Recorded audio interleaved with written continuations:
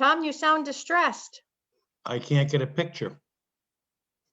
Oh, there's no picture because nobody else has a video up probably. How about, I can't see anything.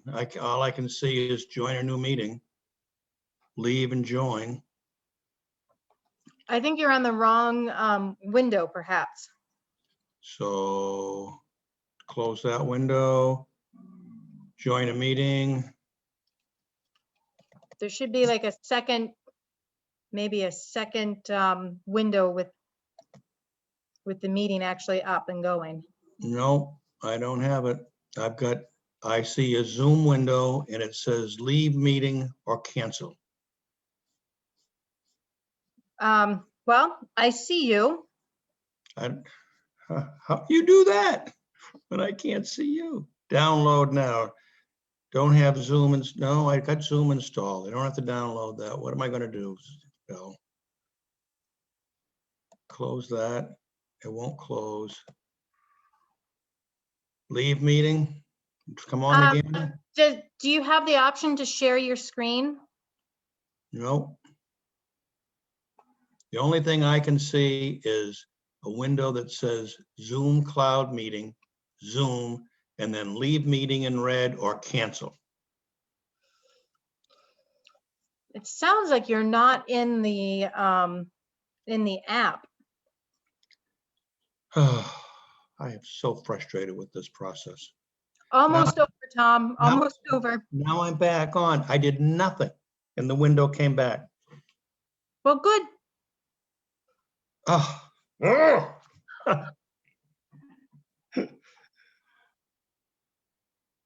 We will just hope for good news. I got a bowl of popcorn here, so I'm ready for you guys to have your talks.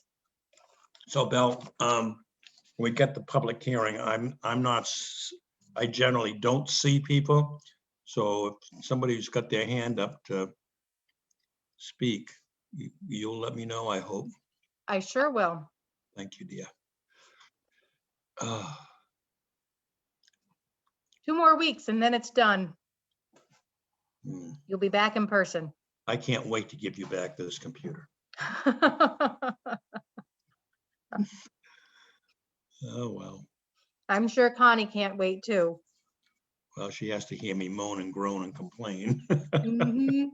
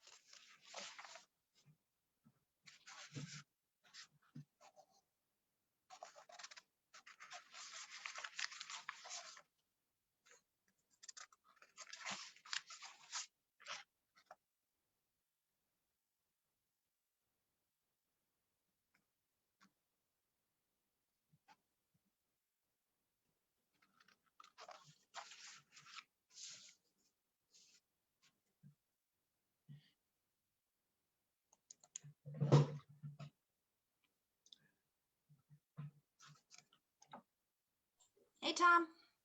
Hello, Cheryl. How you doing? I'm doing pretty well. Good. I'm getting over being frustrated with my technology skills.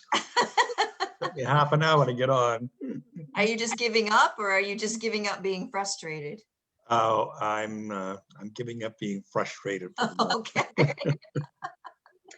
Tom, can't it's wait not, to- Just giving up. it's not your skills, Tom, it's the Oh, it is. technology. It is my Yeah, skills. it's not you. No, it's not.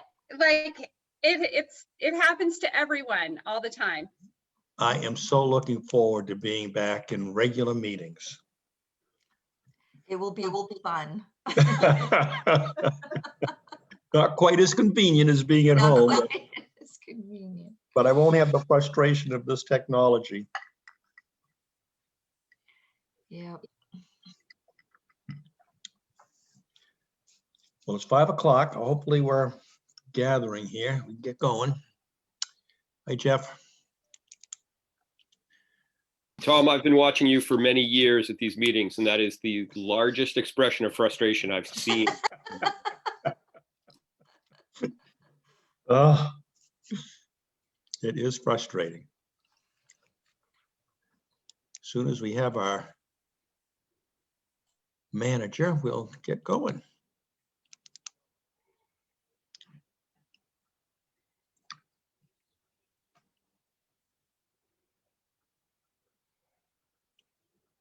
Councilor Gardner is joining us.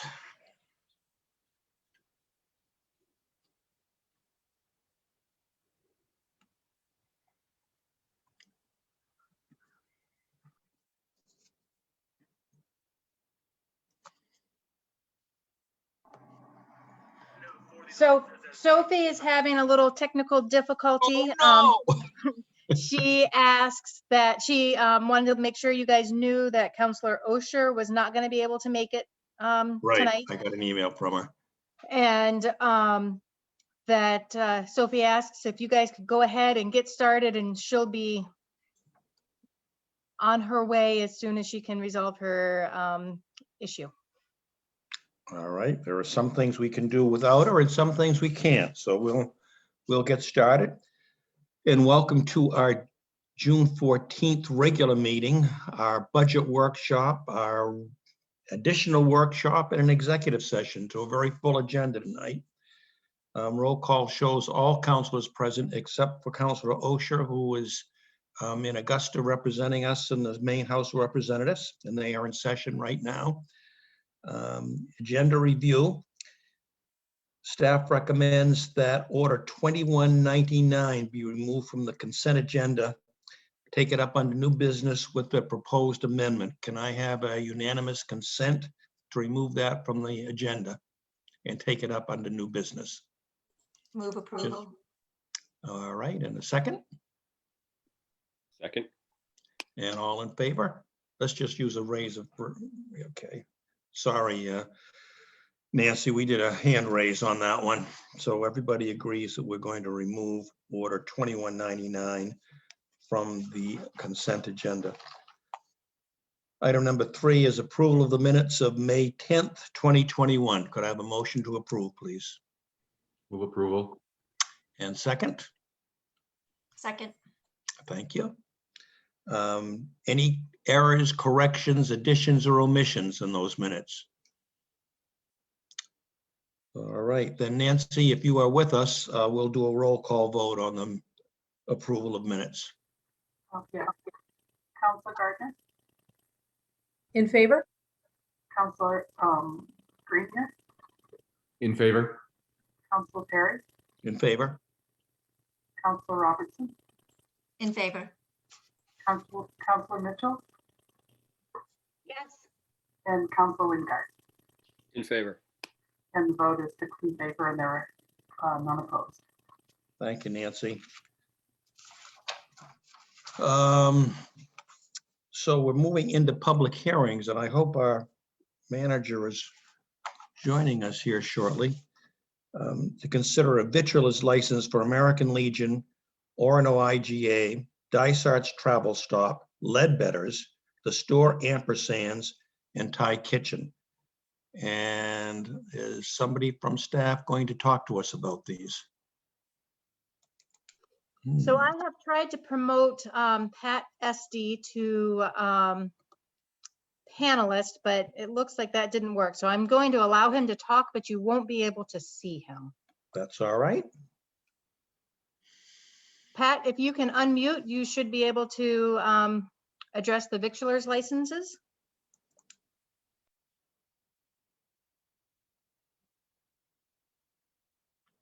Are you there, Pat? Pat, you're currently, it says you're unmuted.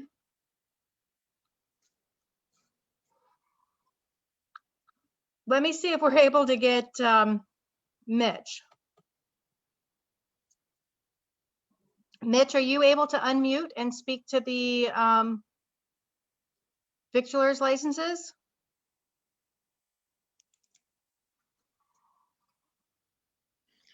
I brought back technology karma on this group. You sure did, Tom. You guys hear me? This is Mitch. We can Yes. hear you, Mitch. I have Pat right here. I'm sorry, I had technical difficulties. So all inspections were completed and there's no issues with code or fire. So we're asking for approval. Thank you, Pat. Yes. Any comments for or against the issuing of these licenses? No issues. Do we see any people wanting to speak to these attendees? Bill? There are no hands raised. All right, then we will move on. And I think our manager is now with us because hearing B is discussion of the 21-22 municipal capital and WPCF budgets. And we wouldn't want you to miss this opportunity, Sophie. Thank you so much. Let me share my screen.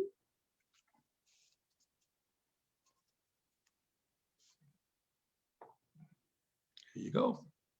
Are you seeing the budget presentation? We are. All right, I'm gonna tell you that it's gonna look a little strange because it's on a different screen for me, but we can make this work. So counselors have been through the whole budget process. We provided a draft budget to counselors back in the end of April. And all through the month of May, we have enjoyed each other's company at numerous budget workshops. I think just by way of beginning this conversation to put the budget into context, this is not going to be a presentation that you are used to seeing. We have some unknowns, and as we go through, I'm going to try to talk a little bit about those and also talk about how some decisions we made in FY21 are impacting the FY22 budget. As I go along, counselors, if I am omitting something that you'd like to speak to, or you are unclear or think the public might not understand what I am speaking to, please feel free to speak up. We will.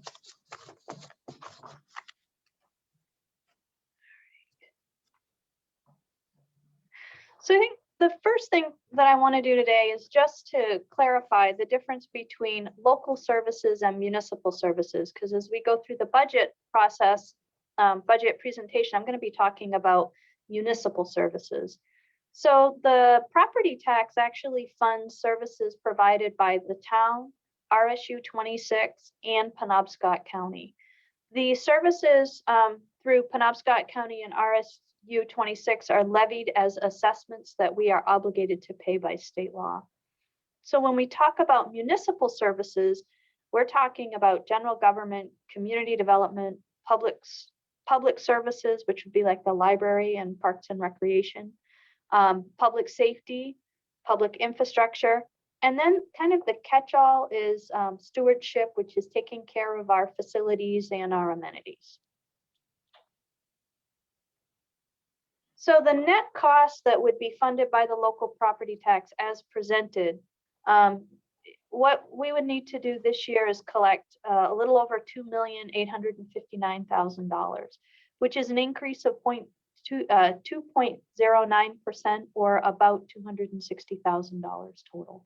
So that is comparing the amount of dollars we had to collect through property tax last year as compared to this year. So there is an increase in the overall budget.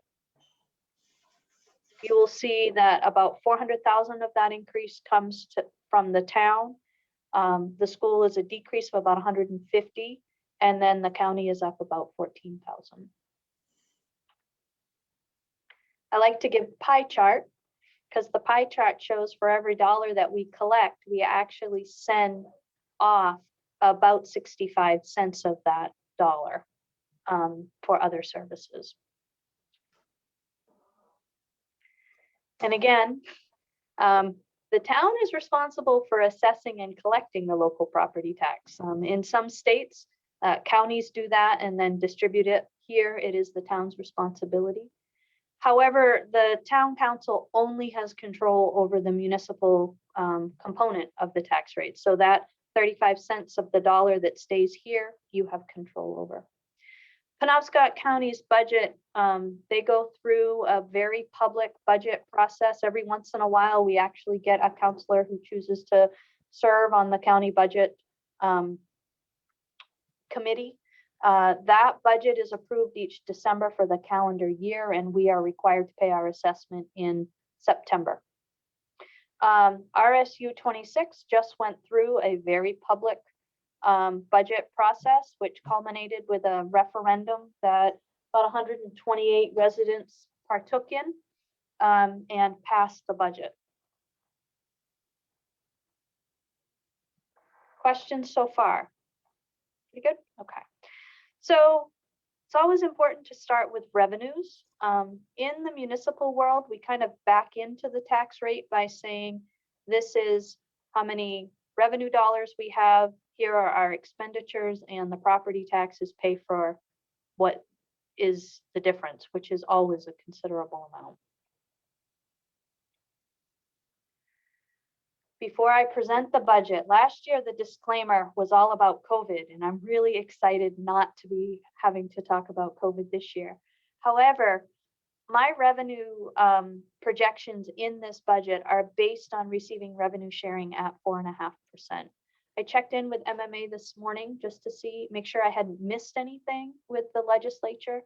Currently, 3.75% is what is adopted in the governor's adopted budget. However, there are two bills that have are making their way through the process. One was approved by both the House and the Senate to restore revenue sharing to 5% effective January 1st, 2021. That's sitting on the appropriations desk. There is also Governor Mills submitted a change package, which would increase revenue sharing to 4.5% effective July 1, 2021. For the purpose of this exercise, I am using 4.5%, understanding that the governor's the legislature is going to complete its business and adjourn before we commit taxes. We would end up using whatever the projected number is at that time. But for these purposes, I'm going to use 4.5%. Seems like a happy medium. Yep. So when we look at the town's revenue sources, we have a few. We do bring in taxes that are not related to property. The lion's share of that is our excise tax, which accounts for about $785,000 of this projected $837,000. Our intergovernmental sources includes revenue sharing, which is up about $1.2 million. We also pass along some fees for licenses and permits. That's down a little bit. We are not quite sure what to expect. A lot of these licenses and permits are related to building and code permits. We are hearing that the building market is kind of slowing down just a little bit because it's hard to find material, and what you can find is very expensive. So we've taken a little bit of a conservative approach here. Charges for services, it looks like it's up $6,200, and overall it is. We're seeing a couple of pretty significant decreases in that line. One is for parking fines, and that's a good thing, right? It means that people aren't breaking the law and they're parking where they're supposed to park. The other one, we're still seeing a downward trend in ambulance fees that we're collecting. So this year represents about another $20,000 decrease in the expectation on ambulance billings. And other is just that, it's kind of a mishmash of all sorts of things. The primary driver in the other line has to do with our capital, the money we expect to come in for capital projects. This year, we are anticipating to kind of roll back a little bit on our fund balance use. Part of that comes from reductions in our economic development budget, which would reduce the number of TIF funds that we would use, which is an assigned fund. And part of it comes from a slight rollback in the use of unassigned fund balance. Good so far? You're with me. And just because I know we have some people that like visuals as opposed to numbers, just to give you a sense as a percentage, if I added property tax in there, it would shrink everything down to like this, like a little pie piece, because property tax is how we run most of our services. So state municipal revenue sharing is one of our largest non-property tax sources of revenue. And all Maine municipalities share in a portion of the taxes that are collected by the state. The state is supposed to share that at 5%, and that has been the rule for a long time. It's in statute. And several years ago, governors were having a hard time balancing budgets, and so they just began rating revenue sharing. And I've got an interesting graph that kind of shows where we've been with that. Let me back up. What you'll see is revenue sharing dropped to an all-time low of 2% in under the LePage administration. I don't even know how to say that without getting political. So in FY20, there was a slight increase. In 21, we saw that go to 3.75% because of some action by the legislature. And then this year, you see, it's got a floor of 3.75%, but it could go up as high as 5%. And when you look at the graph, you can see that in 2008, we were kind of at a high. We then, this is when the housing bubble broke and the economy kind of dropped, because the revenue sharing is calculated based on the receipts you actually get. So the economy, this is highly susceptible to economic downturn. The economy kind of started to drop because of the housing bubble. And then in 2010, you can see we're starting to make our way out of it. And then in 2014, we just began these raids on revenue sharing. In 2020, we began to come back up. 2021, we estimated, our estimation is that we're going to end the year at right around $1.8 million in revenue sharing, which is very good. That's about $600,000 more than we projected for this year. And then you'll see my 3 bars at the end. The orange represents what is in adopted budget right now. The light blue represents the governor's change package, And the dark blue represents the bill that is sitting on the appropriations desk. Good so far? So when we look at our general revenues outside of revenue sharing, we're actually down about $51,179. The reason for that, first, we're going to lose some money in terms of our reimbursement for tax exemptions, because those are based on the tax rate. And as you'll see as we move through this presentation, we are projecting a decrease in the tax rate, which means that the dollars that we receive back will decrease. That will roll with the value. So it should wash at the end, but it is in the projected revenue, we've got to project less there. The other place that we just are not seeing things bounce back enough, as I just spoke to, are permits and charge for service. Another area, just to kind of keep in focus, is our investments. We were earning, prior to the pandemic, we were earning $110,000 a year in interest income. So just because we had money. The interest rates have fallen dramatically, and we have used portions of our fund balance. So our total on account at the bank has dropped, which means that this year we are projecting an investment income of like $25,000. So it's not, we're not making the kind of money we used to make. In overall, we are expecting to bring in about $7.1 million of total municipal revenue, non-property tax revenue. That's an increase of $1.15 million. Expenses. So good with revenue? Yep. Okay, I'm gonna go on to expenses. So overall, when we look at the municipal expenses, we are up about $1.5 million.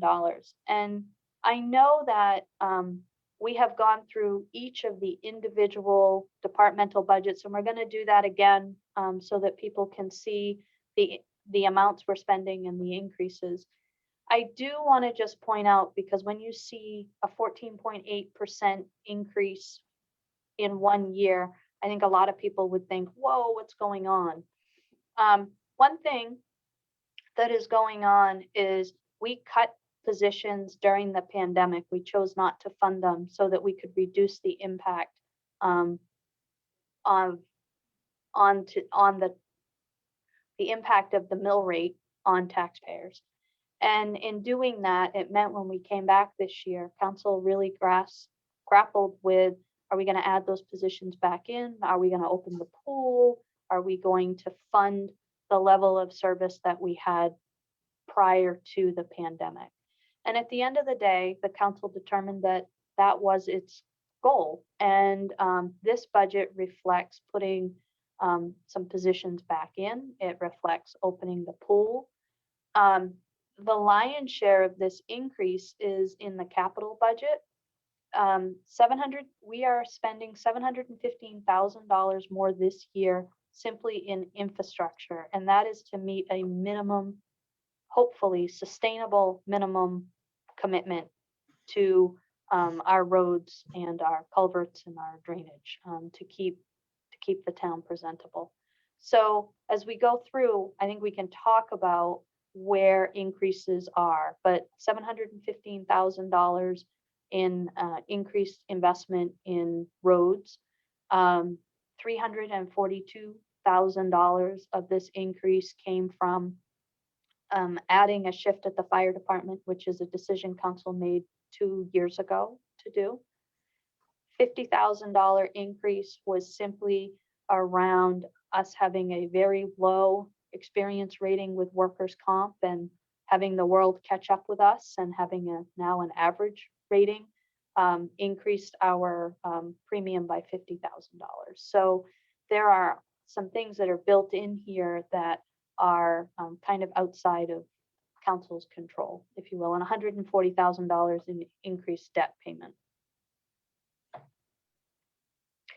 So let's talk. We're going to take this kind of by grouping. General government is up about $33,000 or 3.23%. When you look in finance and the town clerk's office, the lion's share of that is driven by changes in insurance selections and market wage adjustments. These were some of our lowest paid individuals that we had to bring up to a generally competitive market position. Any questions about general government? Okay. Community development, assessing, planning, and code enforcement are all funded through the general fund tax dollars. Economic development is not. 100% of economic development costs are funded through the tax increment financing districts program development funds. We realized considerable savings in assessing this year through the decision to move from a full-time individual assessor to contracting with a new company, Down East Assessing and Real Estate Services, which is on your agenda later on tonight to confirm that contract. Code enforcement is up primarily because of the health insurance select change. We had somebody retire, somebody else new came on. No particular changes in service are expected, service level are expected in those departments. So when we talk about the economic development funding sources, we're looking at a multitude of TIF districts that we are funding these expenditures with. So they're down about $32,000. A lot of that has to do with a change in debt repayment. The economic development funds help defray the cost, 100% of the cost of our economic development director, but also portions of other salaries that are attributable to economic development efforts. And I think I went through that with council and workshop. Public safety is where we're seeing a big driver of expense in the budget this year. Public safety administration has to do in large part to some market wage adjustment. The police department and community policing lines, last year, midway through the year, we developed this community policing division. And this year we are fully funding 2 of our police officers and the costs associated with that, including the crossing guards and some other expenses that used to be part of the police department. The fire department, as I said, there was $342,000 of their $374,000 is directly attributable to adding another shift. So now this will be we will have 4 shifts of 5 people each in order to respond to calls. We did this, made the decision to do this 2 years ago when we were negotiating the contract in hopes of remaining competitive in terms of retention and recruitment of new people. Hazmat is not funded by the general fund taxes. These are donations from University of Maine and Penobscot County, as well as direct reimbursable grants from the state of Maine. Fire protection is a really fancy way of saying the assessment the PUC requires us to pay to water systems. This is, again, it's not something that the council has any discretion over.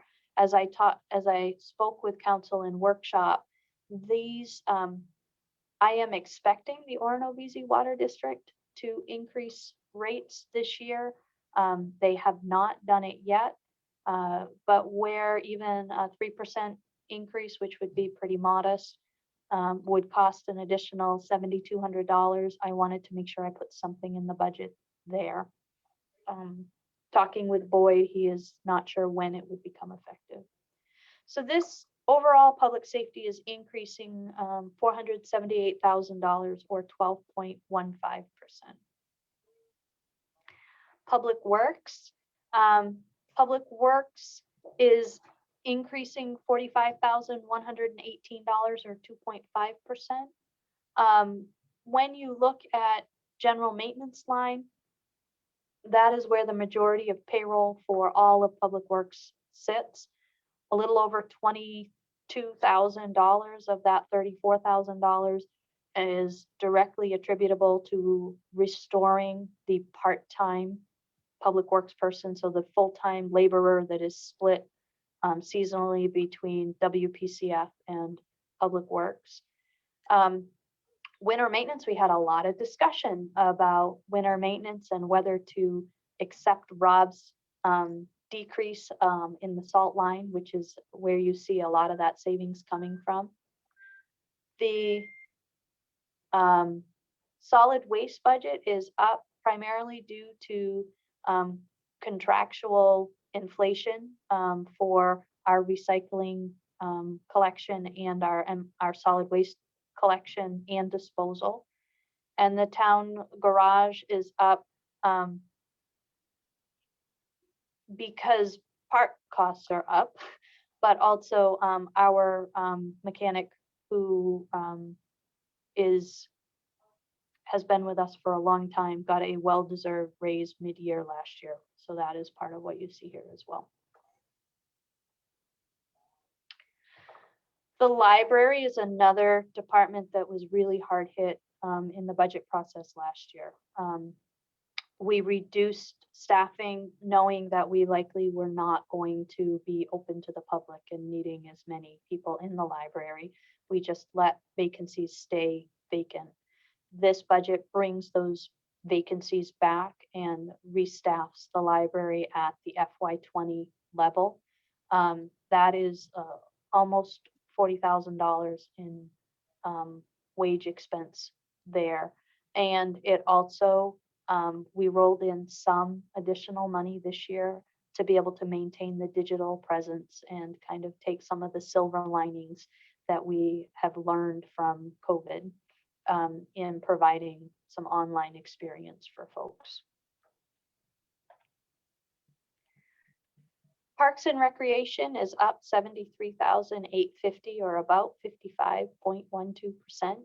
Lion's share of that comes from the decision to reopen the pool, which is almost $40,000.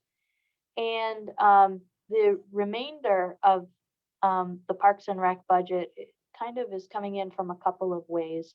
First, we will be funding a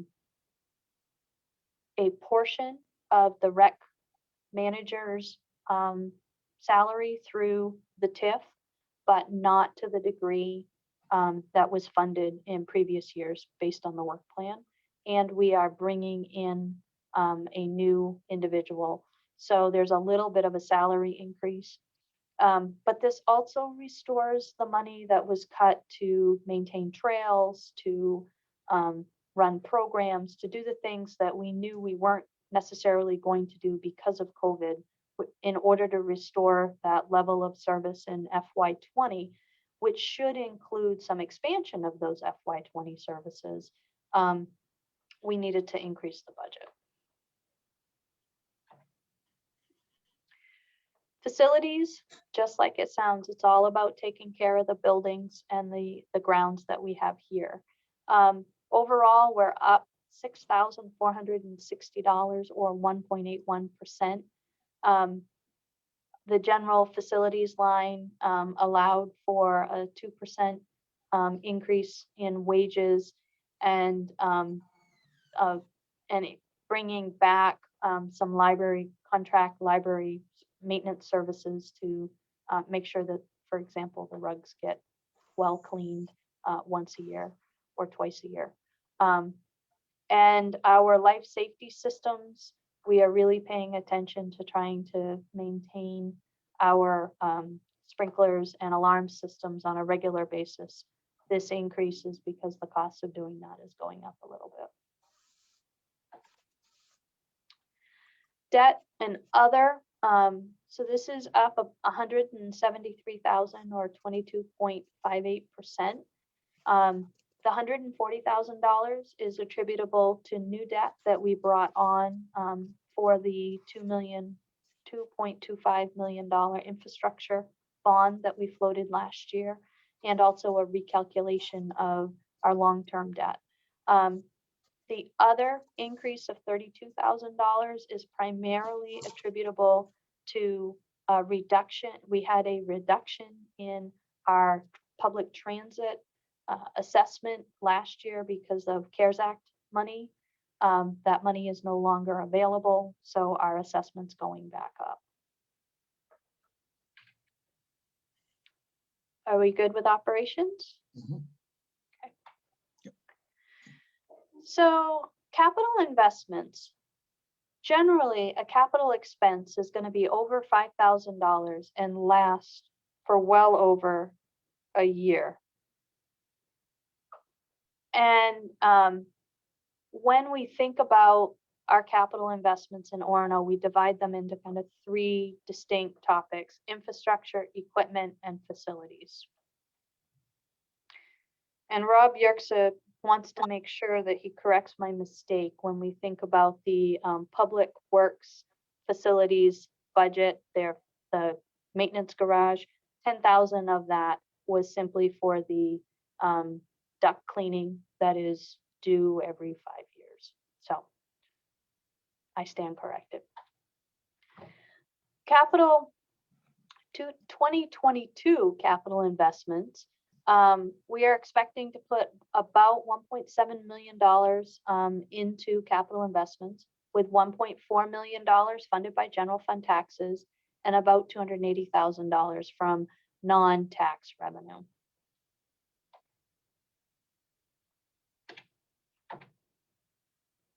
So when we think about capital equipment, this year it's about $430,000 of expense. We plan to replace the deputy fire chief's vehicle. We plan to purchase and replace some fire hose. We have self-contained breathing apparatus that needs to be replaced. Looking at purchasing 2 police cruisers, adding optics and replacing firearms. So having new firearms that we put special optics on. Having replacing our tasers. That is a multi-year lease agreement that we have. Updating the police department camera system. So that's all the vehicle cameras, body worn cameras, and also the central data collection and storage system that we have.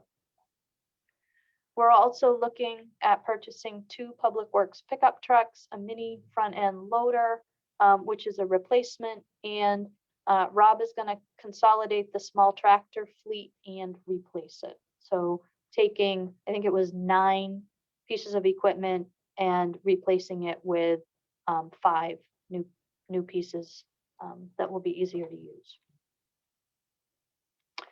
The FY22 capital infrastructure budget is $995,000, with approximately $800,000 coming from general fund taxes. That infrastructure budget includes dealing with some drainage and overlay of Westwood Drive. We're going to do that once the school project is complete. Lower Middle Street, James Street, School Street, and Plummer Street. That's an overlay. Going to address some road issues on Broadway, Beach Street, Elm and Cedar. So essentially, the base tough end should look really good when Rob is done. Essex Street will get maintenance overlay. Kelly Road, my understanding is it's from the bridge to Old Kelly. College Avenue sidewalks will continue to be upgraded. And then Rob has a series of miscellaneous repair accounts that he uses from everything from roads to curbs to sidewalks, electrical, stormwater, all gives him a little bit of flexibility during the year. Sophie, may I ask a question real quick? Yeah, This is going back a slide, when we're talking about vehicles in the fleet. Yeah. I'm wondering how the revenue for vehicle trade-in is recorded. Is that recorded in the revenue line, or is it reflected in a lower expenditure? no, it's recorded in the revenue. In the budget, you'll see something that looks like sale of surplus property. Okay. If we are able to trade in, sometimes it all comes through as savings in the expense line. It depends on how the dealer needs to write it up. But we've accounted for it here as a revenue. Okay, thank you. Whoops. Is this where we are? Facilities, yes. All right. $55,000 for capital facilities, which for this year looks like a pool roof replacement. We're going to fix the very noisy elevator pump at Town Hall. And public safety building will do a needs assessment and a physical plant assessment.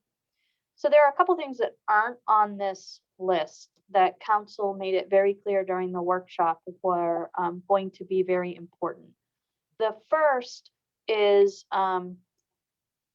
we had talked about upgrading our council chamber with some technology to make hybrid meetings easier. So when we came back to meeting in person, we would have a better ability for people to participate who didn't want to come to town hall.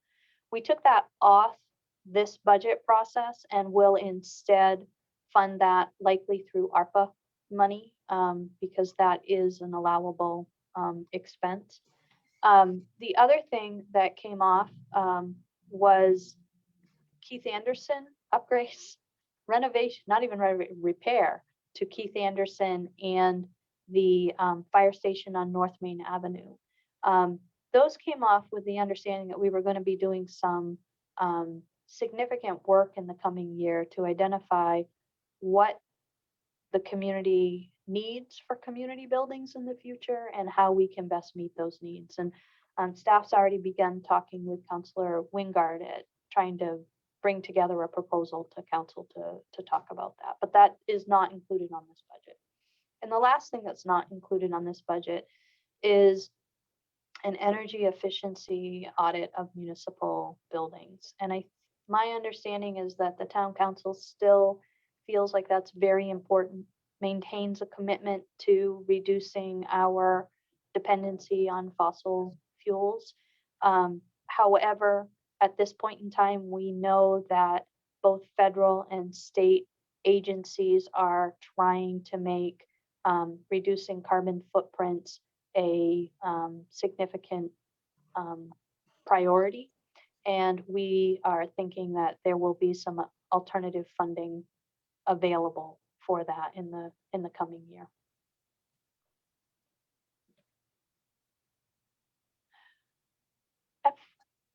FY22 reserve funding. This is $200,000. Last year, we did not appropriate any money into capital reserves. So this is another place where it looks like a significant increase, but it's just bringing us back to our historic funding level. When we look at those appropriations, we are looking at setting money aside to help us with capital equipment, replacing our ambulances. We've got a significant upgrade that's going to be necessary for public safety radios. So we've been putting money aside from that. IT and audio visual, that is very expensive. And when it goes, it doesn't tend to give us a lot of warning. So we're trying to build up a little bit of a reserve for that. We have building reserves for the public works facility, for the library, and then a catch-all major maintenance reserve. And then our last reserve account, we have historically put $15,000 a year aside for the landfill. And that is to help with the incredibly expensive costs of closing the current cell and opening a new cell in the landfill. So that is what we're planning on for that. So this is normally where I can give you all sorts of calculations about what this budget is going to mean to taxpayers.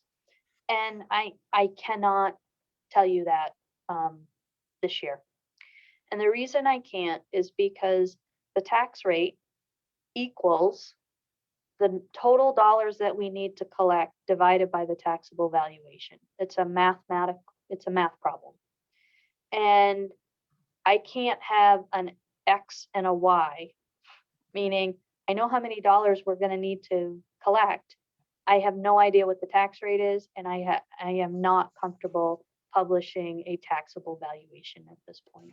We know that the taxable valuation is in progress right now. We're getting lots of calls about people got their initial numbers, so we're hoping people will go through the informal hearing process so we can finalize those numbers.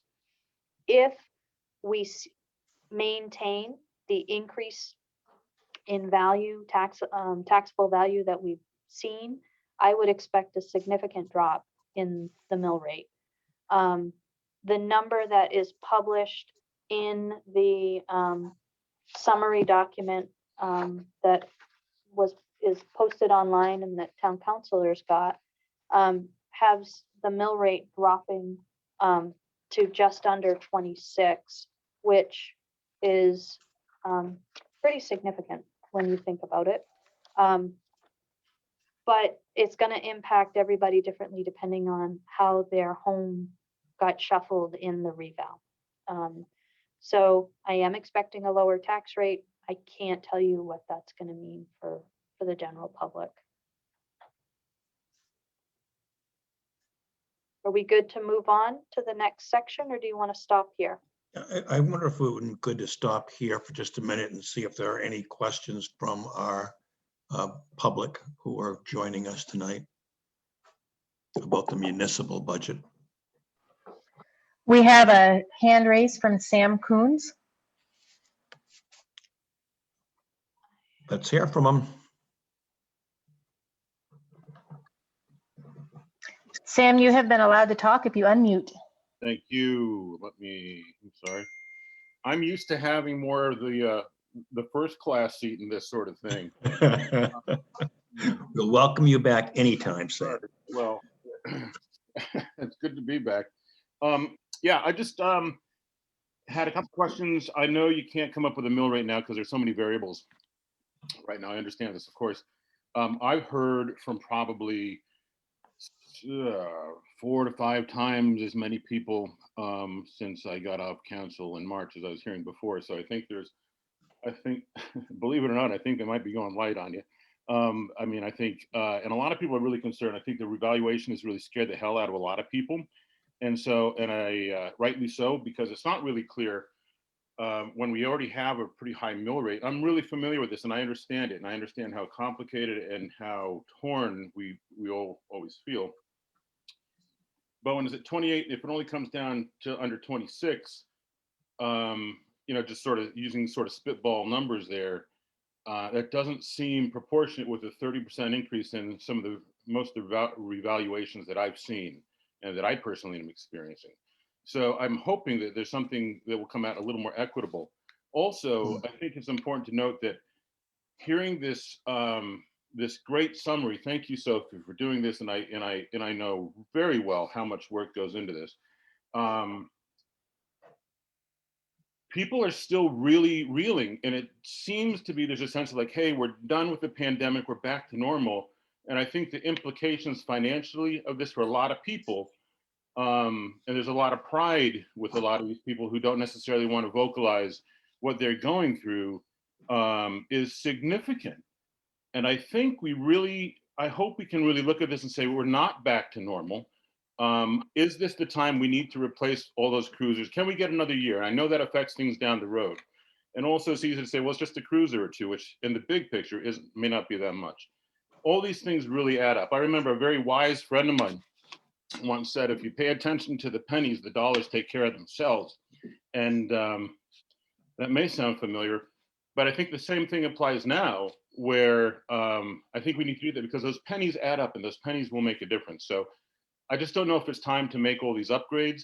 I don't know if we can still stretch it, still know that we're not back to normal financially. I would just really encourage that.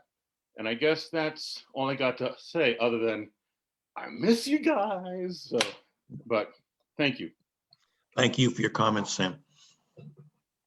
Anybody else, Belle? Not at this time. Okay, then let's move on to WPCF.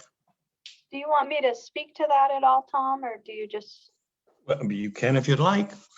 Well, I think this represented a lot of the conversation that council had during the workshop process. And I think there was a desire to not try to pass on increase in on the municipal side this year. The problem is that we've done that for the last 2 years. And we have been kicking the can. We finally had to pay the piper with infrastructure. And we ended up borrowing $2 million to get us out of a hole that we could not see the light at the end of the tunnel from, and then implement a plan that will just allow us to stay above water with infrastructure. You know, Josh has gotten a lot of questions about his 2 police cruisers. And the fact is that we tried 2 years ago to go without buying 2 new cruisers, and we ended up blowing the motor in one because we pushed it too far. And when it came to last year, we were going to buy 2, and we gave 1 back as part of the budget. So Josh is several cycles behind. And at this point, can we not buy a new cruiser? Sure, I mean, we can not buy a new cruiser, but it also means that when it goes down, we are dramatically impacting our operations. And I think Josh did a really nice job during his budget presentation and again on June 3rd to talk about that. And I would encourage folks to go back to that June 3rd meeting where we talked about all of the little items that counselors wanted to go back and say, did we really need? And we ended up funding them. I would just, I guess I'm a bit of a broken record, but we, in order to provide the level of service that this community seems to demand, we need to appropriately resource our staff. We need to compensate them in a fair way, and we need to make sure that they have the resources that they need to provide that level of service. So instead of looking at a police cruiser or a deputy chief's vehicle, I would encourage council to look at services if they wish to drop the amount of money that we need to collect in property tax. Okay. Any other comments? I'd only like to add to that, thank you, Sophie. This was a challenging and frustrating process in this year and last year. But in terms of kicking the can down the road, I mean, it's also important to remember that this reval that's happening is a long time coming, and that there hasn't been an equitable share of taxes being paid in the community because we've gone so long without a full reval. So, we're trying to get to a place of equity for the whole community. But in terms of the, this question of, can we cut this? Can we cut that? Do we need all these pieces of equipment? Can't we cut those? I know, and Sam, and you know this very well, from the outside, it seems like that's the easy call. Like, well, can't we just put off buying this thing, right? But those things, as Sophie was trying to point out, I think they impact services down the road. And if, we heard a lot of feedback from the community about open the pool, have the library fully staffed. I mean, these things that are very upfront, noticeable, visible community services. If the council presented a budget today and said, well, we're going to cut the library and not open the pool so that we can keep the mill rate low because we know people are, still reeling financially or they're nervous about the mill rate, there would be a really big pushback on that, and rightfully so. But when we cut a piece of equipment that Public Works needs, maybe today it sounds like, oh, well, that's a reasonable thing, but it's going to impact services down the road, and folks are still going to be disappointed in that loss of service. So, to Sophie's point, it's not about council cutting pieces of equipment. It would be about council starting to cut services that the community currently wants. So we thought a lot about that very carefully during this process. And, this was a tough one to put together.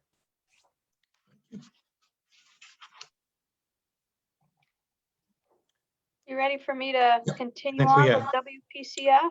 I think we are, Sophie. Yes. I hope you can see it at this point. Yes. Okay. Okay.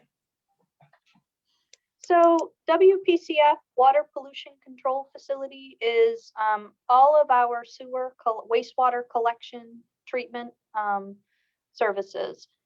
This is funded entirely from user fees, so it does not, it is not funded through general tax dollars. So the revenue budget for WPCF this year is up $136,926, or 8.53%. You will see all of that is related to sewer billings, and we are proposing an increase in rate. You'll see the rest of our revenue is unchanged. It's pretty stagnant.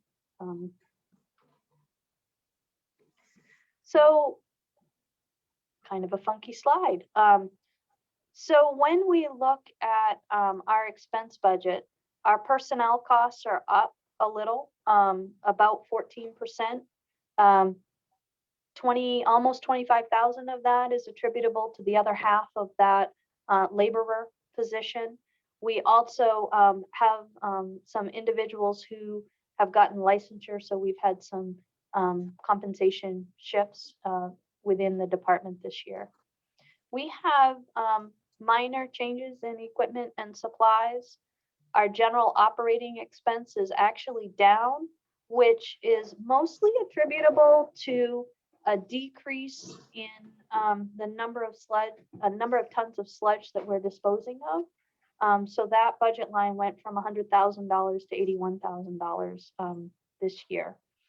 Administrative and professional services, $138,000 of that is actually a payment that WPCF makes to the town to help. So that comes in as town revenue to offset some of the administrative costs. So all of the billing and collections work that we do, everything from my desk for HR and payroll. And so we do that to try to keep everything balanced within the two funds. We have an increase of $39,000. I don't know why it says 101%. I'll have to look at that. But that is entirely, this does not realize any new debt. This is the recalculation when we refunded the old debt to get a savings long-term. In the first 4 years, we go up a little bit. And we're also significantly increasing what we're putting into reserves by about $36,000 this year. The plan is this year we're doing a significant infrastructure job in the Mahaney development, which would be the Frost Mount View neighborhood. That required us to take a loan from the Maine Bond Bank of about $1 million. We will pay the first payment on that loan in FY22. So the plan is we have a 50-cent increase this year. We see probably another 50-cent increase next year to allow us to bring on debt and pay it. We want to make sure we pay it, not just bring it on.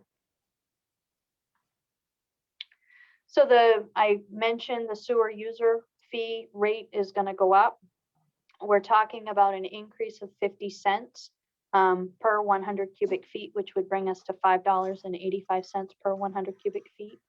That's an increase of $40 a year for a customer that uses 8,000 cubic feet for annually. The minimum quarterly fee will go from $64.20 to $70.20. And so you might ask, how does that compare? So when we look, Orono last year for 8,000 cubic feet was at a minimum user rate of $428. That's going to go to $468 a year, which, as you can see, still puts us at the bottom of the local rates. I have had this conversation with council every year during the budget and then during the audit, when I say that our rate of depreciation is far outpacing our rate of reserves.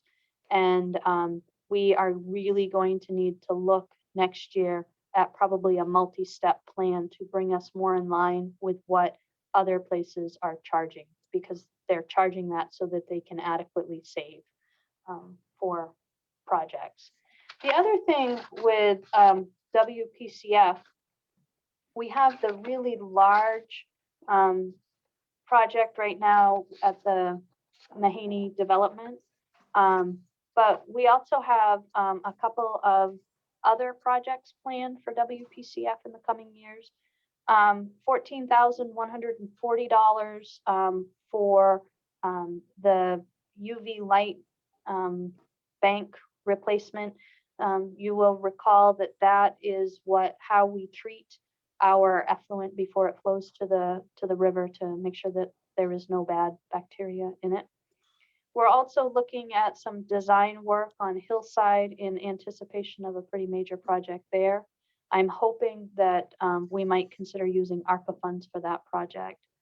And $92,000 for some upgrades to manholes on Chapel Road, which will coincide with the project that Rob has underway right now, Chapel Road, College Heights, and North Main Avenue. And then on Westwood Drive, you saw in the town public works infrastructure plan, upgrade there in terms of drainage and overlay. Joe has got to come in and replace a section of sanitary sewer for almost another $400,000. We're hoping to finish up the Mill Street catch basin that got delayed last year. And then Joe has miscellaneous sewer repair work for another $20,000. So that would end. Do we have any questions from the public on the WPCF budget? I don't see any hands raised at this time.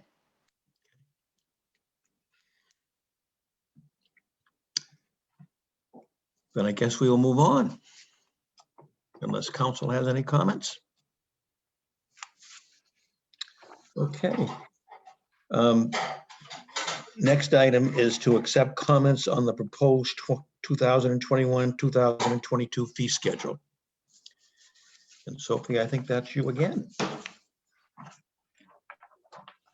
Yeah, I tried to get people to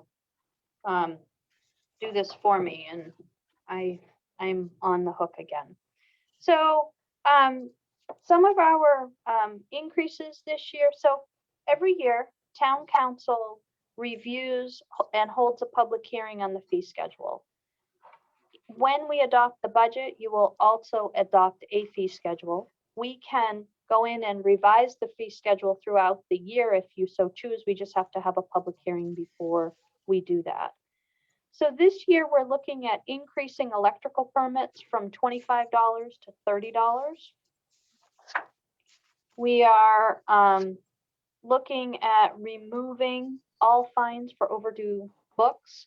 We would expect people who don't return books to replace them, but to remove daily fines if they're late.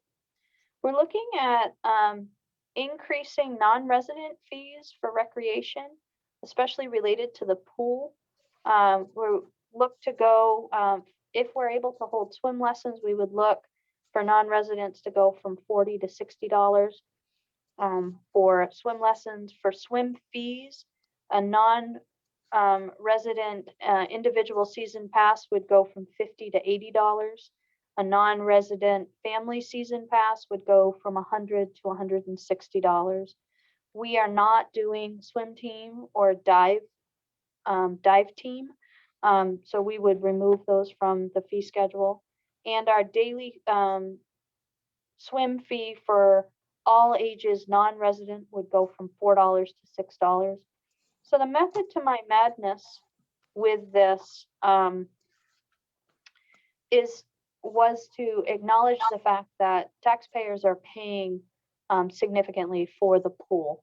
And if people want to enjoy it who are not taxpayers and residents of our community, to increase those rates, still being reasonable. If you look, it is there, they would now pay double what a resident would pay for the same service. RAD camp, we're simply adding that it's $150 a week or $50 a day. Sewer fees we've talked about, that would go to $5.85 from $5.30. Minimum would be $70.20 up from $64.20. Our sewer connection fee, it follows the user fee. So that is at $5.85 per gallon of design flow when you connect to the system. We're looking at increasing notary fees, which we generally charge to non-residents from $8 up from $5 for $8 up to 3 documents, and the Dedimus Justice from $5 to $10. We're also looking at adding some language to the fee schedule with regard to our genealogy searches and vital records, saying that we'll search $10 per 10-year span, but we're also going to charge for the copying of the records. They got to pay for the record too. Our code enforcement schedule comes to us from the International Builders Code. So we are not planning to make any change to that this year. So that is what I have for user fees. Are there any comments from the public on user fees?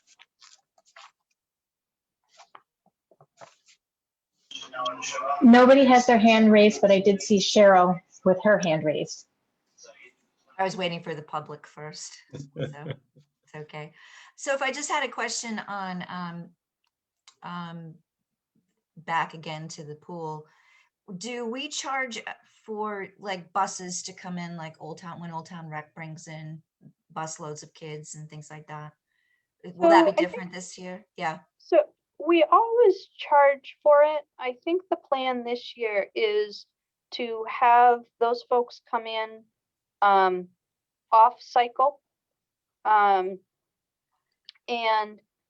likely charge them resident rate, because we will be able to kind of plan accordingly. So the plan to try to maximize the revenue is to encourage them to come, but come in a way that doesn't impact the resident use of the facility. Right. And my other question was, is this a comparable, and I'm talking about the non-resident family season pass went up a lot. Do we have a lot of those first? And second, is it comparable to what the area charges? Like if we were going to go to Bangor, to the Bangor pool or whatever, is that a comparable fee? Yeah, I'm going to ask Mitch to speak to that. I think he is with us.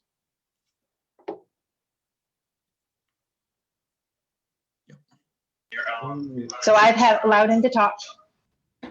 I am with you. Can everybody hear me? Yes. Okay. So from a pool pass standpoint, I would have to do a little research because I'm not sure how many other places actually do a pool pass per summer. But I can tell you when you look at the daily rate, we're pretty low in the $5 to $6 range to go to the pool. I think right now the university is around the $5 rate to go use the pool. So we're not out of that realm for the daily rate. And basically that's kind of how we looked at those rates when we set them. And you know, I think we're trying to manage that before. I think the last big increase, and Laura might get a smile out of this, was right before I got here. It was still 25 cents to go. And we needed to come to a different place than that. So, but I think we're right in that wheelhouse of what it would cost. But to speak to what Sophie says, you know, our community is paying for it. And so I think that it puts it in a fair place. Mitch, I was just wondering if that's something that happens. Like, do we have non-resident family season pass holders? Yep, we do. I mean, not a ton of them, but we do. We are actually a pretty attractive pool to come to because of how it is and how it's set up. It's different than any other area pool that's outdoors, and kind of how we run it, and it's smaller, and so yeah, it's a pretty attractive place to come. And it has a diving board. That's what I. Yes. All righty, thank you, Mitch. At least Bangor doesn't do the season passes. It's only daily. Thank you. Thank you, Laura. Any other questions or comments? Are we ready to move on? Then we will move on to review of the Orono Village Center District Development Program, which is kind of an interesting thing to spend our time on, since the next item we will decide not to have any charge on it. So I'm passing this off to Dave Mylan as one of his last official public duties.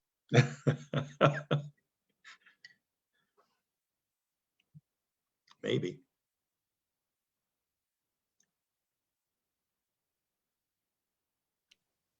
Dave?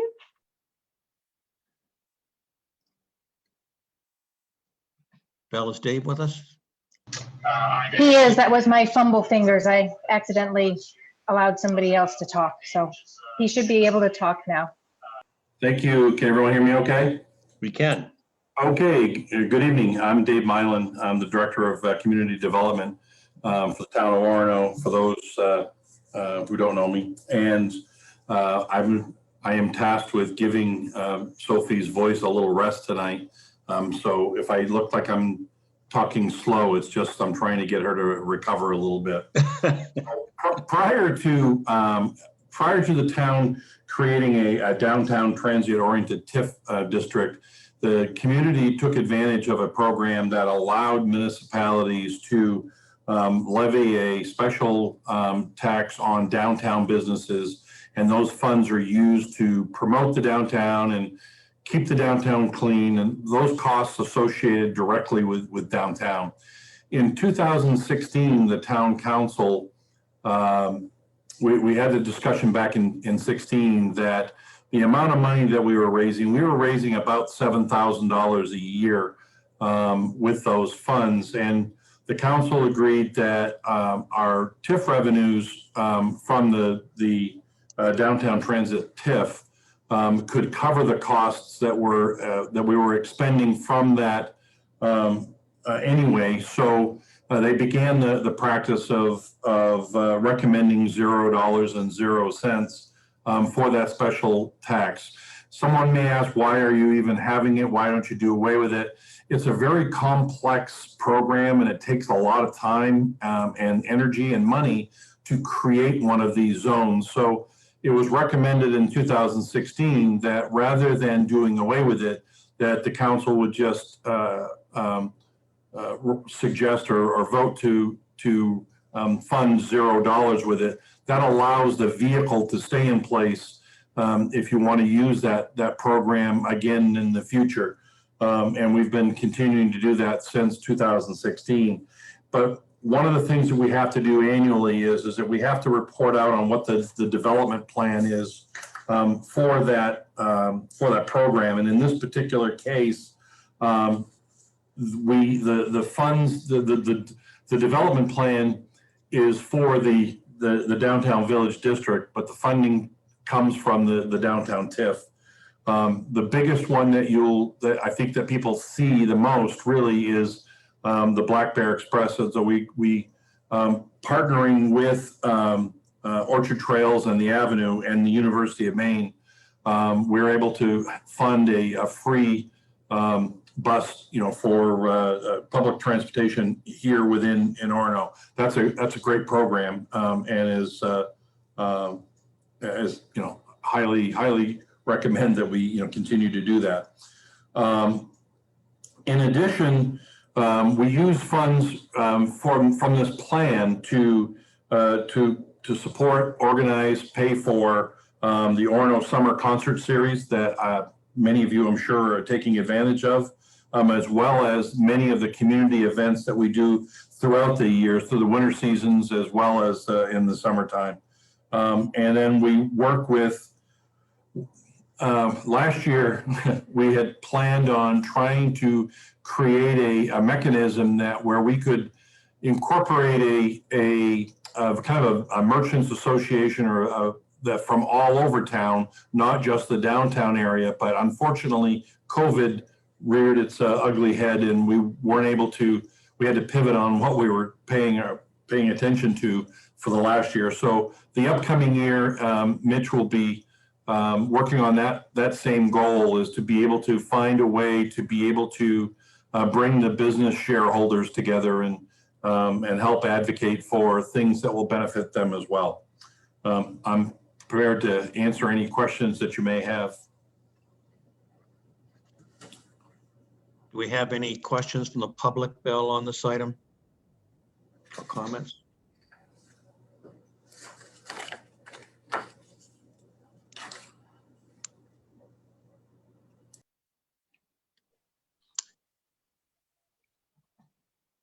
I'm guessing we don't. If you've never heard any of it before, so that'll be a lot to take in as well. I didn't understand that. No hands raised. Okay, thanks. Can I ask a question of Dave? Sure. Dave, when I talk to downtown people, they say that there's still money in that Orono Village Association. Is that a rumor, or is there still money there that they can access? The council actually used as funds for the economic development director's going away present, and so that. Oh, good. Come on, somebody might believe you. No, you're. Yes, the answer is yes. There is a line item in there that's got funds in there. We have been using some of those funds for downtown programs. Whether it was, I think we used some for the beautification committee. I think we've used some for the sidewalks. Sophie, you probably have a better touch on that. Yeah. So there is some money in there, Cheryl. A significant amount of it just got allocated to benches for benches in the downtown. So there's $40,000 in the bank account right now. A significant amount of that was just used or allocated for benches. OVA has a pretty specific 8,000 for benches. They cheaped out on the benches a little bit. OVA has a process to spend money, and if OVA was to dissolve, the bylaws create a path that they have to take in order where that money needs to go.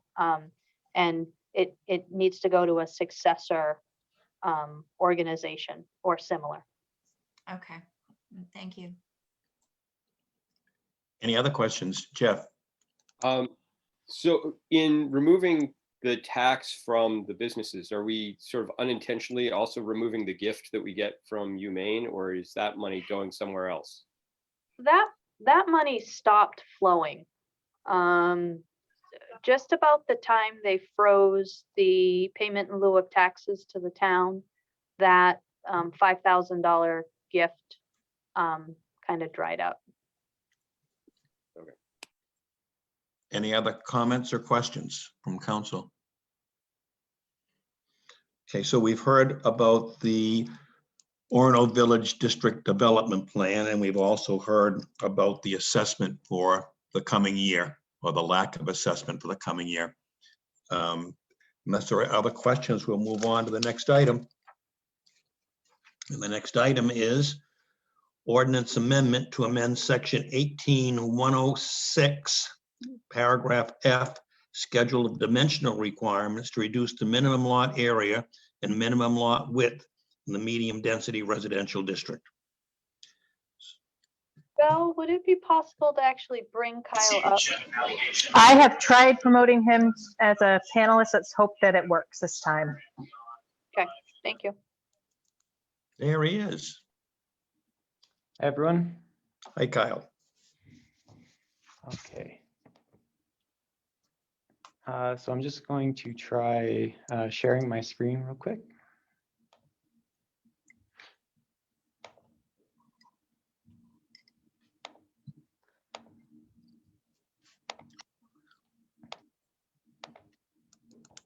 Okay. Can everyone see the zoning map there? Yes, we can. Okay.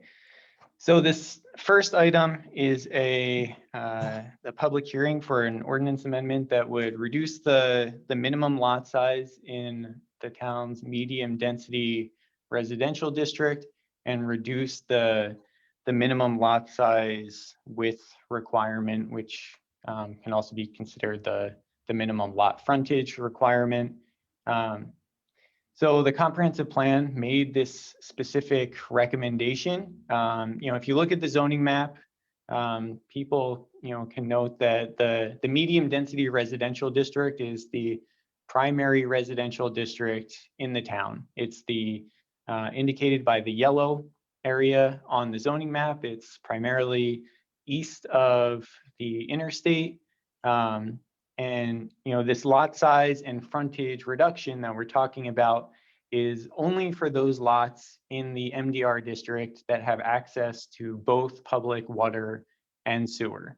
So that's primarily from, as you're going south down to Kelly Road, and it makes its way up mostly on Forest and Bennick and all the way up College. And the reduction is our current standard, our minimum lot size is 20,000 square feet, and our minimum frontage requirement is 100 feet. So in an effort to match our minimum requirements to,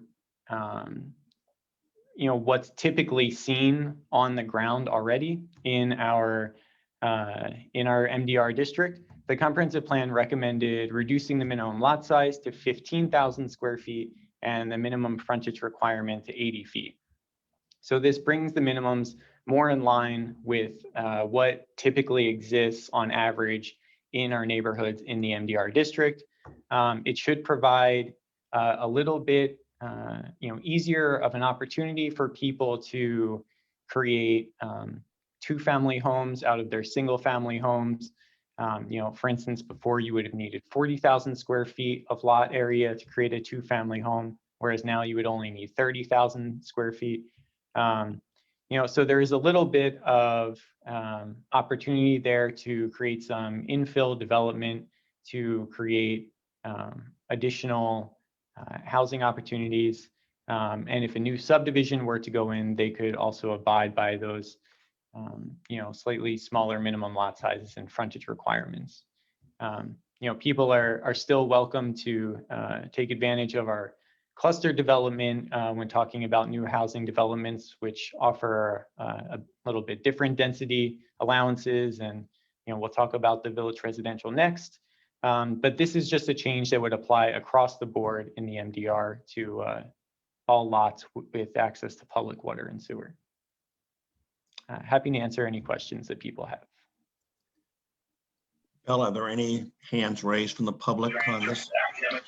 No hands from the public at this time. Comments from council members? I just say we've spent a good deal of time discussing this, and we've had a lot of conversation about is 15,000 the right number, or should it be lower or left the same? And in the end, we decided to go with the recommendation of the Comprehensive Plan Committee, and they clearly had recommended what we see in this proposed ordinance change. Any other comments? Okay, I think we're ready to go on to the next item, Kyle, which is a I'm sorry, ordinance. Tom, there is a Oh. member of the public with their hand raised. Okay.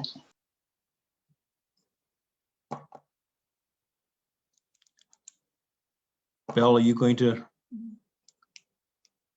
take care of that? I am working on it, but he has put his hand down. There it is. It's back up again. Just a moment.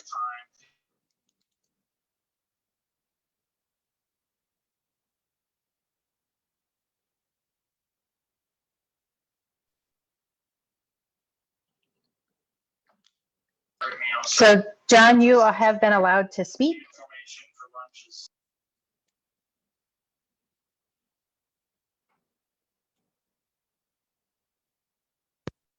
Hi, can you hear me now? We can. I appreciate it. Thank you.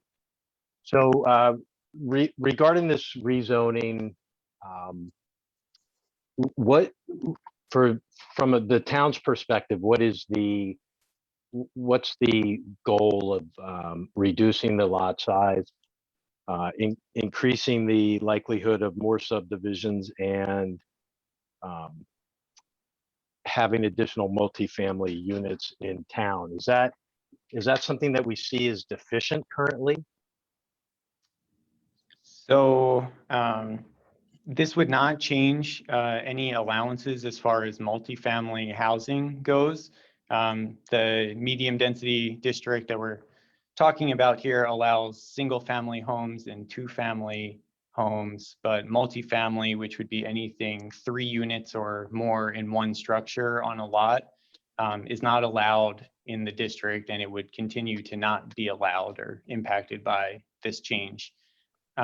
This recommendation in the comprehensive plan was mostly a result of the town identifying a need and a goal of creating more affordable housing opportunities sort of in town, building on the existing infrastructure in the town, and creating a little bit more of a walkable atmosphere where more units could be close to the downtown area and public utilities and things like that.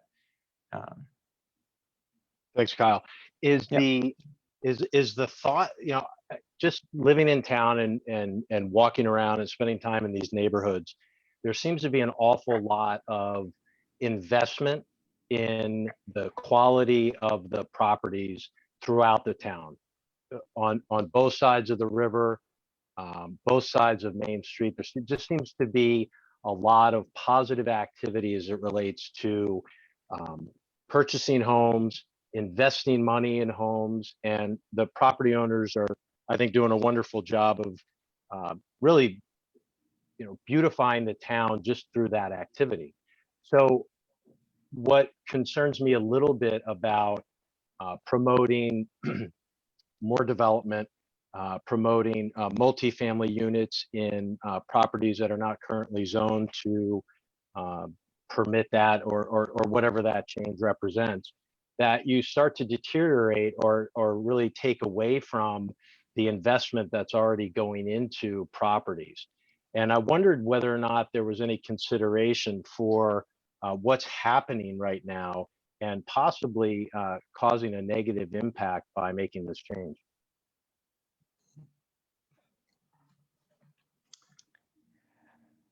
So again, this change would not allow any multi-family housing. It would still be primarily a single-family residential district with some 2-family dwellings possible, which is the same as what the current zoning district allows.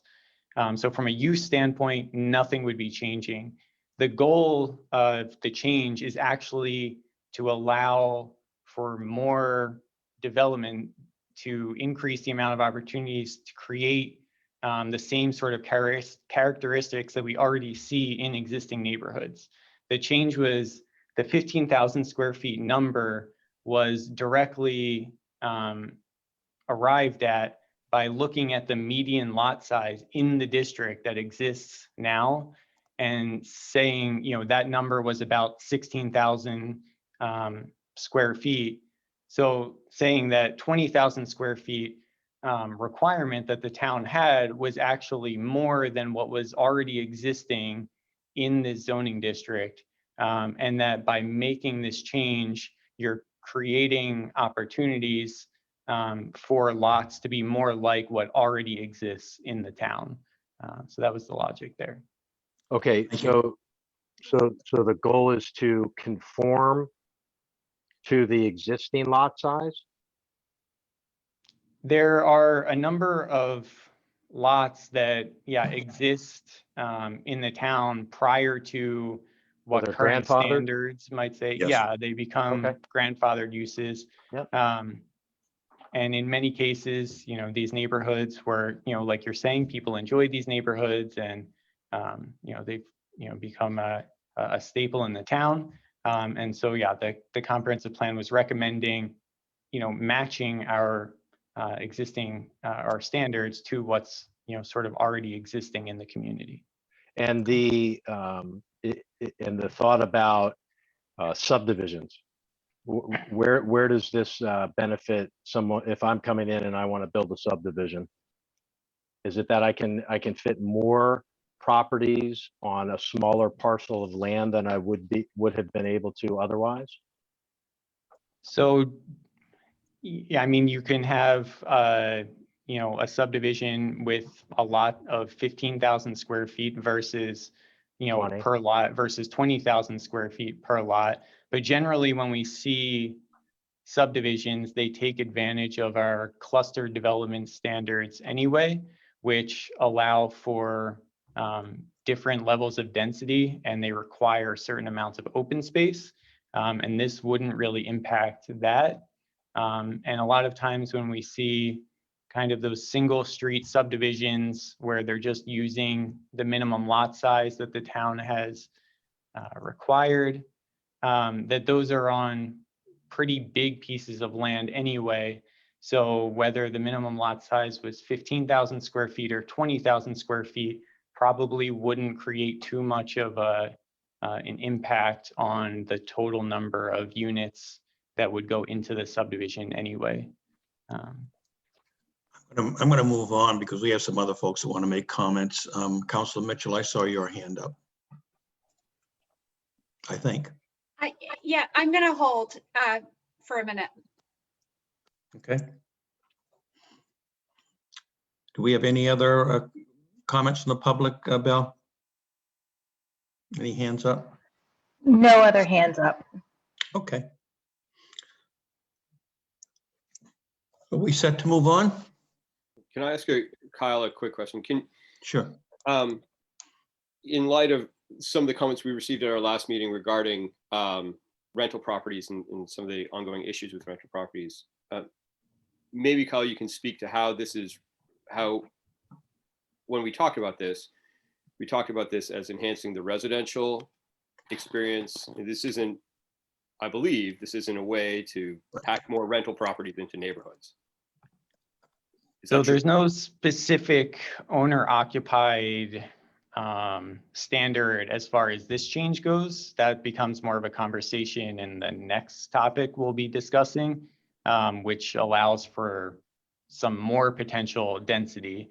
This change from the 20,000 square feet to 15,000 square feet is not going to allow for, you know, that much infill development where it's going to noticeably change every street in the MDR district. You know, it's not going to create an opportunity for every single family home, for instance, in the MDR to turn into a 2-family home and then, create a new rental property on their lot. There might be, a few cases here or there where, if you're in that 30 to 40,000 square foot range for your lot, that you'd be able to do that if you wanted to.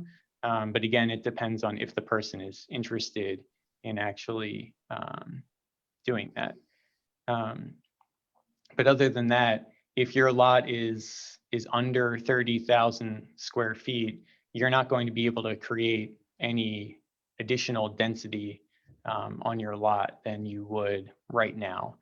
And as far as creating like new, bigger developments like subdivisions and things like that, our cluster development standards offer more density allowance than our minimum standards do anyway. And that existed prior to this change and is unaffected by this change. So, cluster development in the MDR allows development at, roughly 4 units per acre, which turns out to be about, on average, a 10,000 to 11,000 square foot lot size. There are just, kind of other restrictions that go along with that, where you have to, have certain amounts of open space and certain, standards with the development. But most likely, if people were going to come in and do larger scale subdivisions in the MDR, they would probably be taking advantage of those standards to begin with versus, these base minimum lot requirements. Thank you. Thank you, Kyle. Now, Laura. Yeah, do we as a town have a way to, like, I found it an interesting observation of saying that Mr. Henderson described of walking around town and it seeming like properties were being invested in.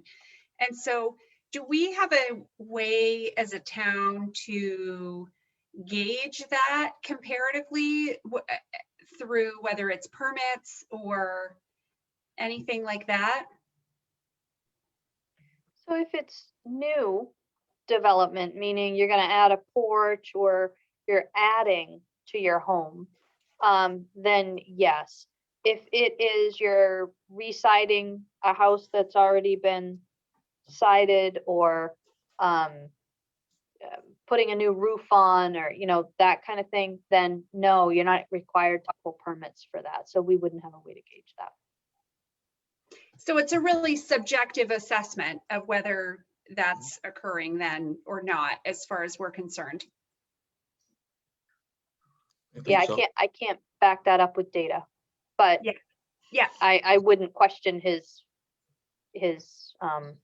perspective. Anything else on this topic? Mr. Henderson has his hand raised again. Okay. If you would like me to Sure. authorize Yeah, him to we can speak. go one more time. Go right ahead, Mr. Henderson.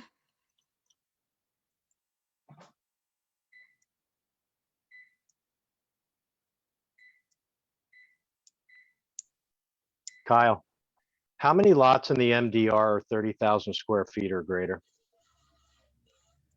I do not have the number off the top of my head. If you wanted to, I do have it in a presentation. It's just not open right now. But if you wanted to contact the office at some point, I could kind of go into more detail on that. Okay, thank you. I appreciate everybody's time, and I know that this has been discussed quite a bit. I just think we need to care for the people that are property owners in the municipality already that have the potential to have a negative impact by what we're discussing. And I don't think you want to deter from people coming into town and doing what's already happening. So I just appreciate your comments.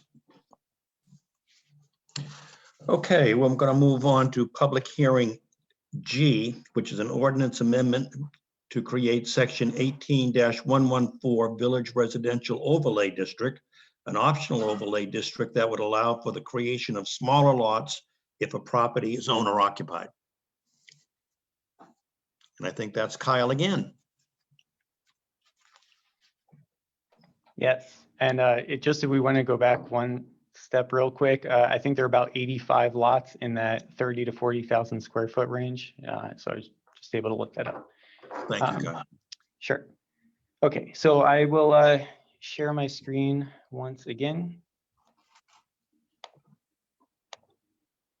All right, can everyone see the map this time? Yes. Okay. So the previous conversation we were having was talking about the medium density residential district in general, and that was changes that are to the base zoning district. But in town, we also have a few examples of what we call overlay zoning districts, which are just what it sounds. They are zones that kind of go on top of existing zoning districts. So what we're talking about here is the Village Residential Overlay District, which, again, the comprehensive plan recommended as a kind of going along with the same goals that we talked about with the last agenda item. It was aimed at creating more affordable housing opportunities, but specifically for families and owner occupants, and this time in a more sort of specific geographic area within walking distance of the downtown and schools and some parks. So this area doesn't comprise the entire medium density residential district. If you look at the map, you can see that it's the area with the kind of pink marks over the yellow. So you see the pink area in the middle is downtown, our village commercial district, and the yellow with the pink area kind of going down just above Sailor neighborhood, going down Mill and Pine Street, up Forest Ave to about Shadbush, up Bennick Road, and then in Webster neighborhood. That's kind of the generalized geographic area that the overlay would take place in. The thing about the overlay district is that it is 100% optional. Anyone who is in this area who wish to go by the base standards of the medium density residential district would be able to do so, and they would not be impacted at all. But what the overlay does do is it creates the opportunity for people to take advantage of some higher density allowances, some smaller minimum lot size, some smaller minimum frontage requirements, if they put a deed restriction on their property that says the property will be owner occupied. So in this case, kind of what we were talking about last time, where it wasn't really making a distinction between an owner occupant versus a rental property. In this case, because the reductions in minimum lot size and minimum frontage requirements are a little bit more extreme, there is a requirement that the property would have to be owner occupied, because the specific goal was to allow more housing opportunities for young professionals and families to move into the community, because the comprehensive plan specifically called out that that was a demographic that was sort of diminishing in the town. The reason for the area specifically is because, like we talked about before, there are already some existing public transit opportunities in this area that people can take advantage of. There's, easier walkability with the downtown being right there. And in a decent amount of these neighborhoods here that are in this overlay, there are also already a good number of existing lots in that anywhere from 5 to 15,000 square foot range. So the reductions in the minimum lot size in the overlay could potentially be down to 7,500 square feet per lot, with a minimum frontage requirement of 60 feet.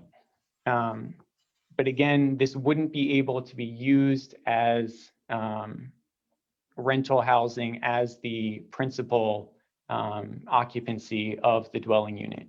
So there are really two main ways in which this could be used. One would be the creation of a new lot. Let's say, you're on a 20, 30,000 square foot lot and you're on the corner of two streets, and you have your house is sort of situated more towards one side of the lot. You might have enough room in your backyard to be able to carve out an additional lot where someone could build a kind of smaller scale single family home.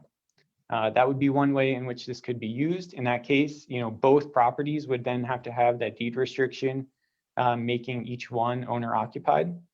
And the other way which this could be used is to allow the opportunity for owner occupied single family homes to add a second unit into their home, creating a two-family dwelling, which they could then rent out.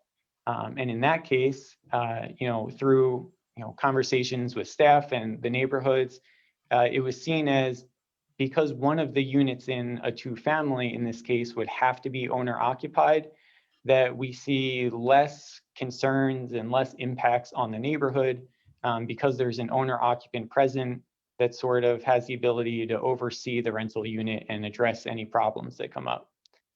So again, this was mainly a way at addressing, attracting, new families and new, sort of young professionals to the community, and also giving them more opportunities at purchasing smaller, more affordable lots within the town, instead of some of the larger scale lots that we find available more as you get out of town into the low density residential district. So again, I'm happy to answer any questions that council members or the public might have. So let's go to the public first, and Bill, let's see if there are any public members with their hands up. No hands at this time. Council members, any questions? We've discussed this several times in workshops.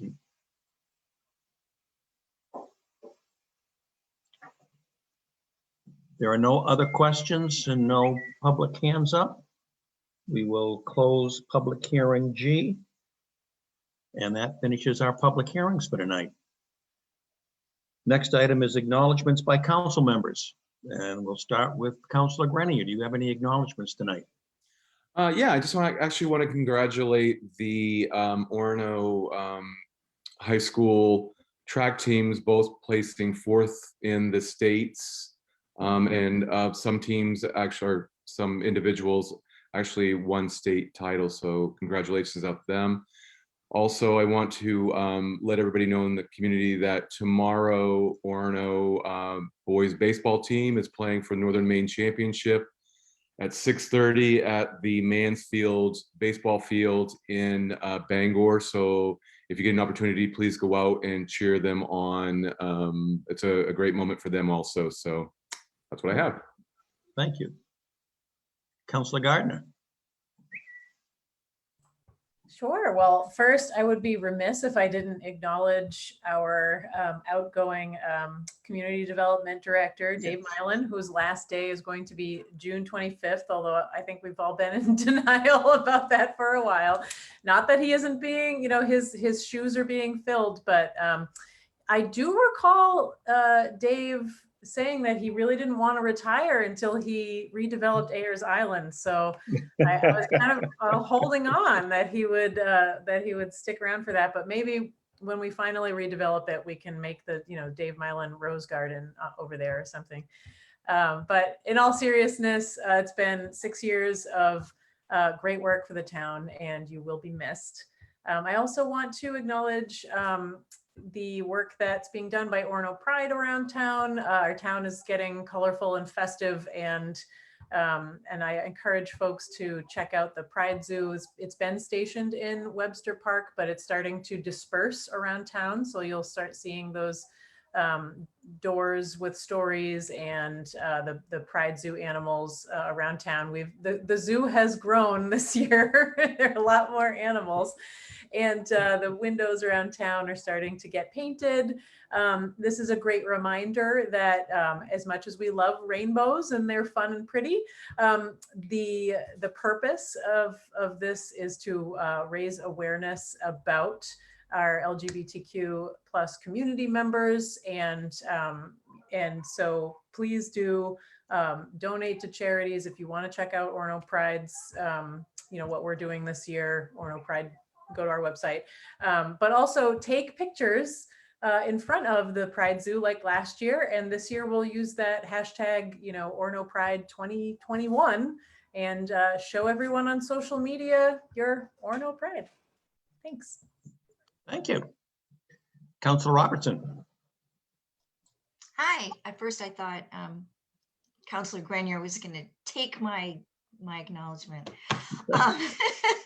No, I would like to acknowledge our outgoing Orono graduates. I had an opportunity to go, Orono High School graduates, to go to a graduation celebration, and they had a tough year, those seniors, and they made it, and they're doing the best. They did the best that they could, and they had a nice graduation. And so I'd like to acknowledge our youngest, newest adult members of our community, and good luck in college, all of you. Thank you, Cheryl. Councilor Wingard. Nothing else at this time. Thanks. Councilor Mitchell.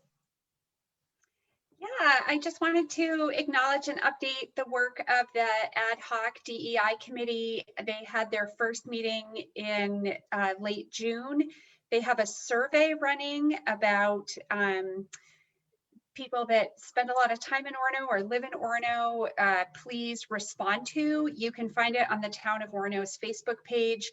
And I would think we'll have a link on the Town of Orono website as well, but visit the Town of Orono Facebook page to find a link to take the survey. And the committee is off to a great start. We're looking to collect as many responses as we can in the next few weeks, so we can start coming up with recommendations for our community. So thank you to those that have been actively involved in launching that, and please find and take the survey. Thank you, Councilor Mitchell.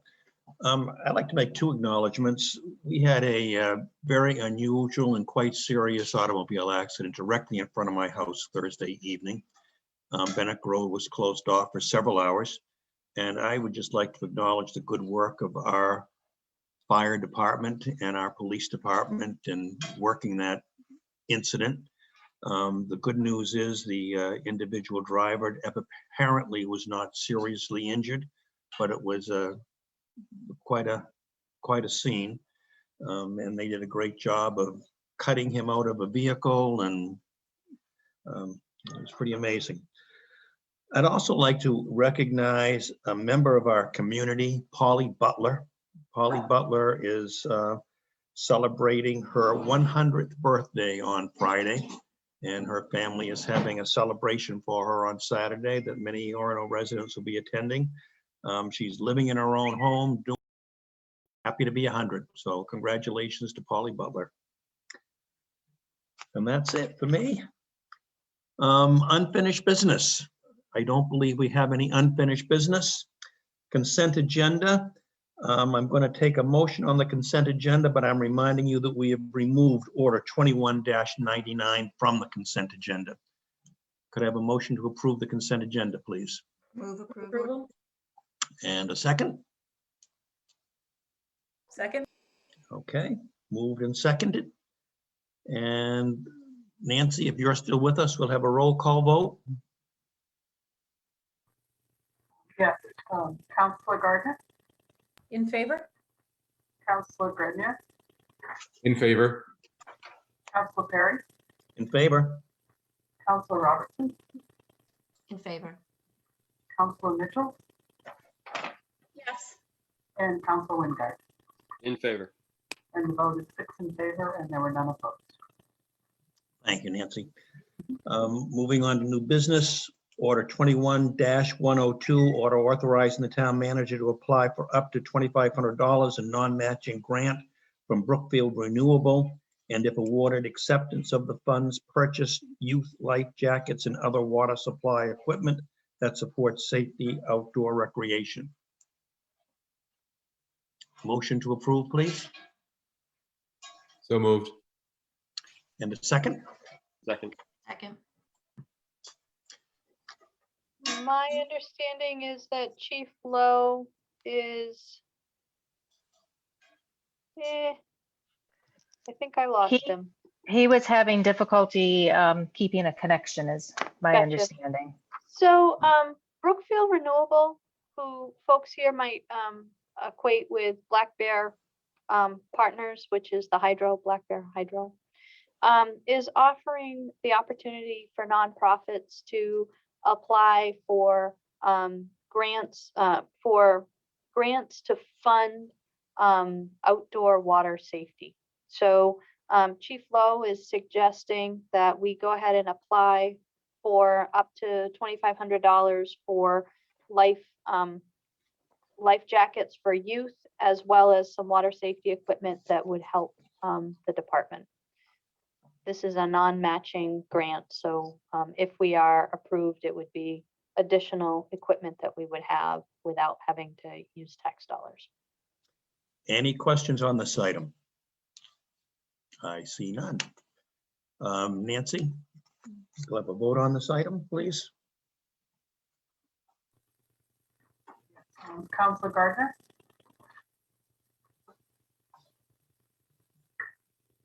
Sorry, I don't know what's going on with my mute button. In favor? Councilor Grenier, In favor? Councilor Perry, In favor? Councilor Robertson, Yes, in favor. Councilor Mitchell, Yes. and Councilor Wingard. In favor. And the vote is 6 in favor, and there were none opposed. And order 21-103, order authorizing the town manager to sign and execute municipal state agreements with the Maine Department of Transportation for capital infrastructure projects that are included in the capital improvement plan adopted by council, including any projects planned for the upcoming construction season. Motion to approve, please. Move approval? And a second. Second. Thank you. Sophie, is this you? I'm gonna try this, and if I need backup, I'm sure Rob will let Bell know and pop up on screen.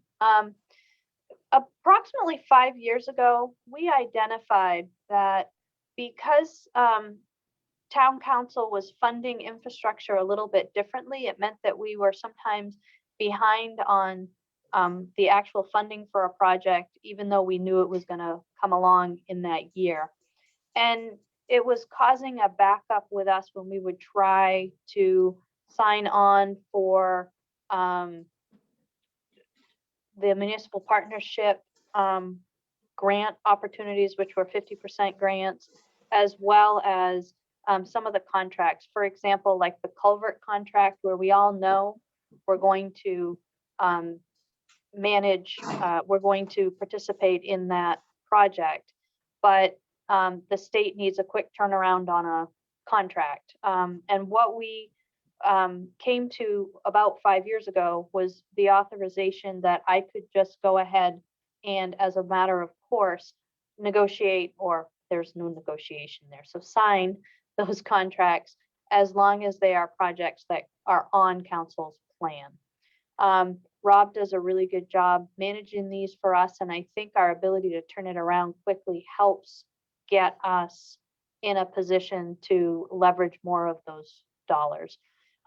Nothing has changed, but after 5 years, I would bring an order back to council to reconsider and kind of renew. So that's why it's here. Thank you, Sophie. Any questions or comments on this order? Then let's have a roll call vote on order 21-103. Counselor Gardner, In favor? Counselor Grenier, In favor?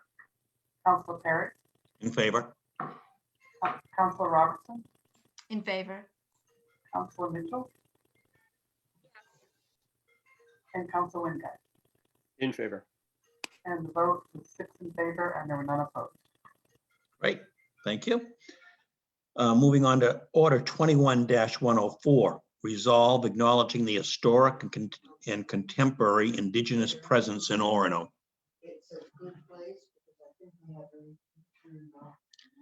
Move approval? And a second? Second? Okay. And is this Sophie or is? So I think that Counselor Wingard, who did all the work, should be able to do that. Counselor Wingard. All right. So you may remember, if you were able to attend the community development meeting back in May, that we talked pretty extensively about the need for a land acknowledgement statement and how it was part of our DEI goals as a council. And then I explained the process that I'd gone through to work with our community partners and the partners in the Penobscot Nation to draft some language on this. And we had, I think, a good discussion on that. We had some further comments from Sophie and some other counselors. And so we went back and revised the language, and that's in the document that you've seen. And I can screen share that if we need to. Is that preferable or? Okay. I think we've got it. Yeah, I think council has it and it's available on the web too. Yeah. So I think I'd just like to point out that many land acknowledgement statements start with a statement that acknowledges the historic and continued presence of Indigenous people in the land and stop with that statement. And I was hoping that ours would have a little more action behind it, maybe a little more intention behind it. And so our statement does not obligate council to take any specific action, but encourages us to consider our responsibility to our history and to our Indigenous neighbors and in our actions. So if you have specific questions, I'd love to answer them. Jeff, I have just one question, and I apologize for not getting back to you sooner, but my question is, the third whereas has a historic relationship with the Penobscot Nation and other Wabanaki tribal nations. And I know that you consulted with John Bear and Darren, but what is the historic relationship with other Wabanaki tribal nations that Orono has? Because I'm only aware of the Penobscots. Right. So my thought behind that, and this is where we can discuss the language, is that since prior to the contemporary historic period, boundaries were somewhat porous and plastic, there was significant political, social, and economic interaction between the Wabanaki nations of Maine. And while the land that we stand on was the land that it was specifically the homeland of the Penobscot Nation, it is specifically the home of the Penobscot Nation. It is not solely, has never been solely occupied only by Penobscot people because of the relationship of peoples across the landscape of Maine. So I'm not, by making this statement, I'm not inviting us to like interpret historical relationships that weren't there, but I guess the recommendation was to be more inclusive rather than exclusive. Yeah, true, but historically, I understand the contemporary relationship, but I'm a little concerned about the historic reference because I don't believe that that's completely accurate. But I'm not going to argue with John Bear or Darren or of those people. I think John also feels that historically the relationship has only been with the Penobscot people. So I don't know I don't know where to go with that, but that was that was my question, and I Well, do I would say, apologize for Carol, not that getting back to you sooner. Yeah, yeah, no, that's fine. And I would say that in the first whereas statement, right. in my first draft, Mhm. we did list other Wabanaki nations where he said, you know, waters in the homeland of the Penobscot people and other Wabanaki nations. And upon reflection, I did feel that that was too broad, right? So I took out Yeah. other Wabanaki nations from that first whereas statement. I did Right. not take them out from the others for the reasons I've discussed. Yeah, I think contemporary, we are definitely, there's the tribal nations are in our town. We've got lots of Passamaquoddy residents, and Penobscot, and, you know, intermingled, but I'm just wondering about the reference to history, and that's all I'm wondering. So, but like I said, I'm not sure where to go with that. Maybe council can comment. Councilor Grenier, you have your hand up.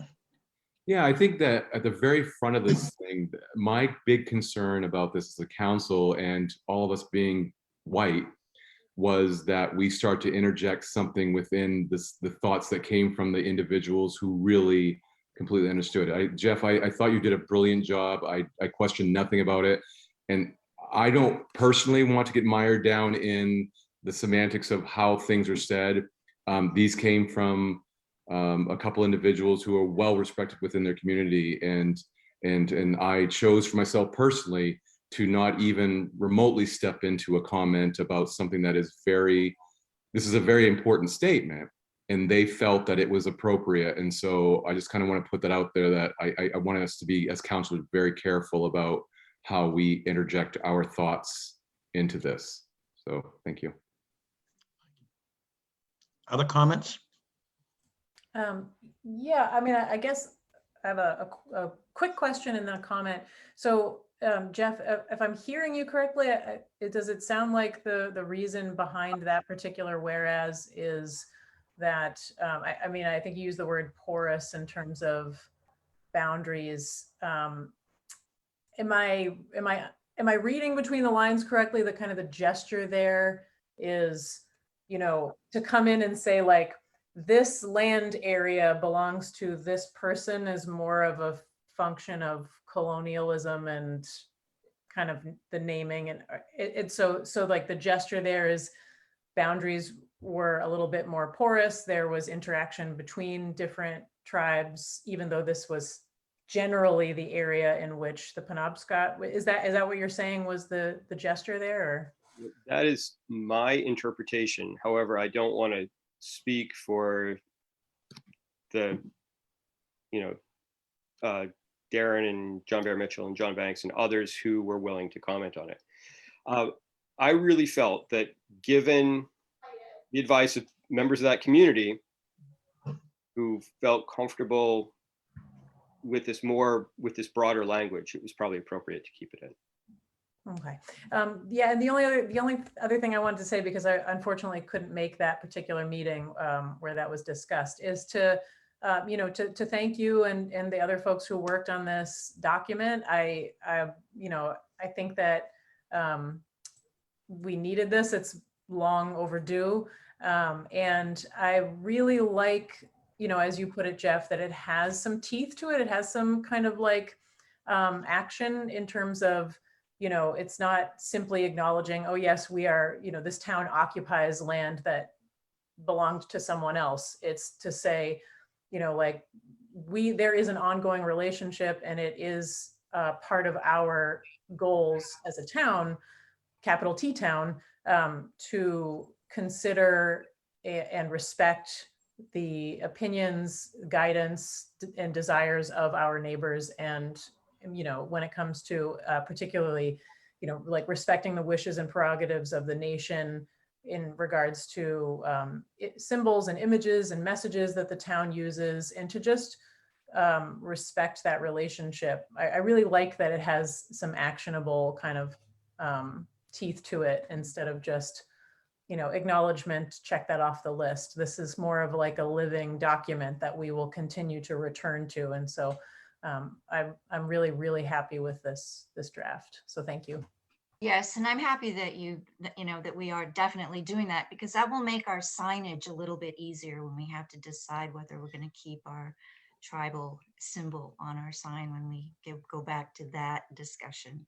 So thank you. We do have some guidance now. Laura, did I see your hand up a minute ago?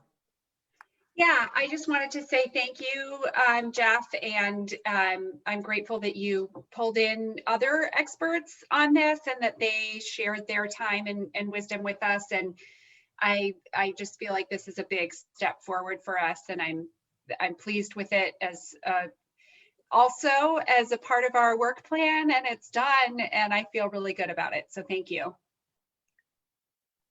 Anything else? Thank you for your work on this, Jeff, and I think we'll take a vote on it now. Councilor Gardner, In favor? Councilor Grenier, In favor? Councilor Perry, In favor? Councilor Robertson, Sure, in favor. Councilor Mitchell, Yes. and Councilor Windar. In favor. And the vote is 6 in favor and none opposed. Thank you. We'll now go back to order 21-99, order confirming, and we'll read the order, take a motion and a second on it, and then we'll move on to the recommended amendment to it.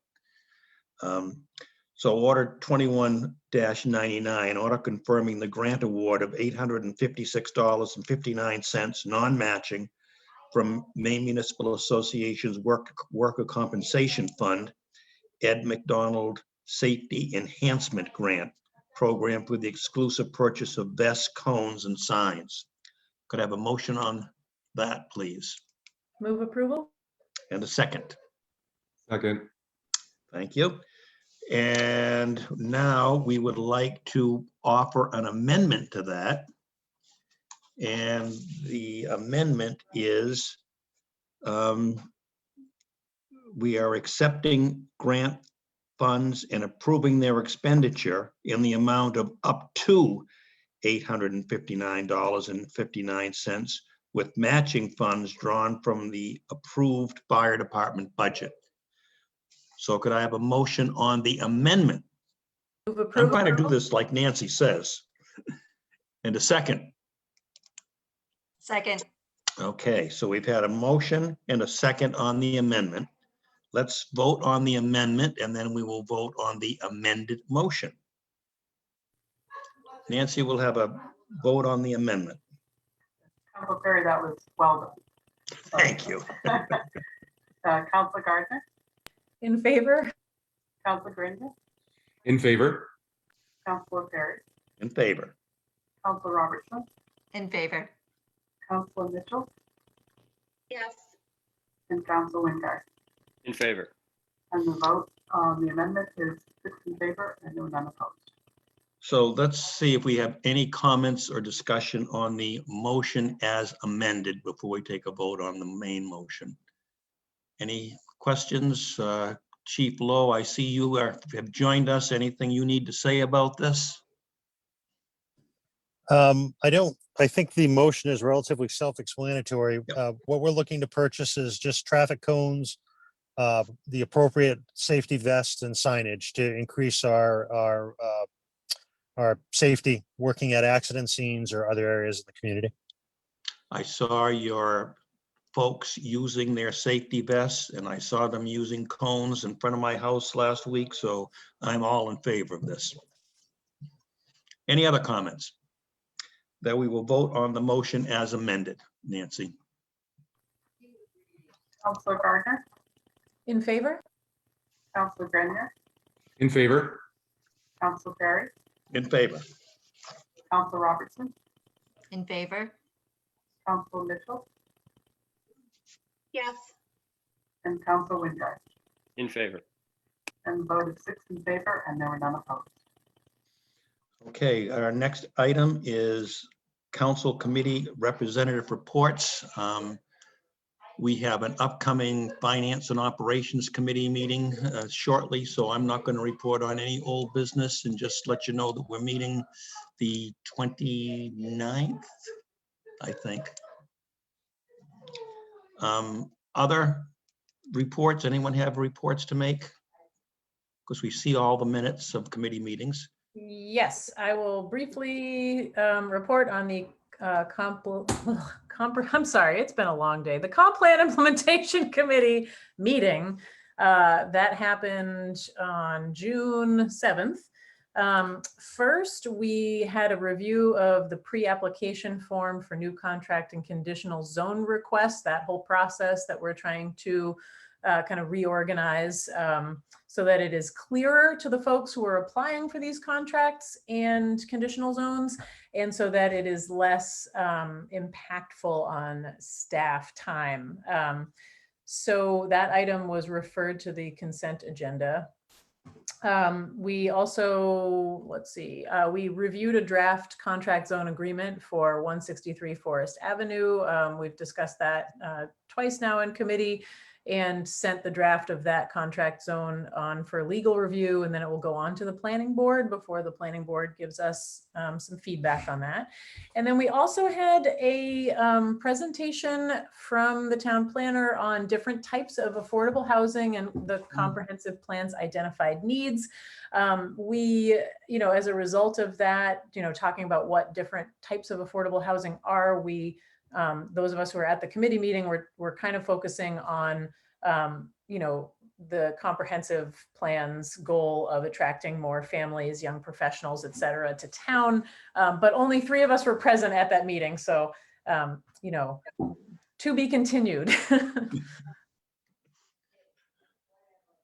Other reports. Yeah, the environment. Who do you want to go? Go ahead. Cheryl, go ahead first. Okay, it's okay. We met on the 27th, and there was a discussion of a climate change resolution or a climate change plan that we will be bringing to the comp meeting on the 17th, or the community development meeting on the 17th. And we also talked about, so that pretty much took up, the resolution took up most of the meeting. We talked about the status of the Environment Committee, where we were. We are 1 year in now, and starting to think more about either formalizing or policy, environmental policy, and working toward having that policy also impact decisions, operations, and decisions that we make as a town. I know that I have become, or I am in process of becoming, the voice of our environment. I don't know what I want to say, narrative, I guess, for Orono, and I would like to invite another committee member, if possible, to join me. I'm not happy about hearing that, this is my thing. I don't want this to be my thing.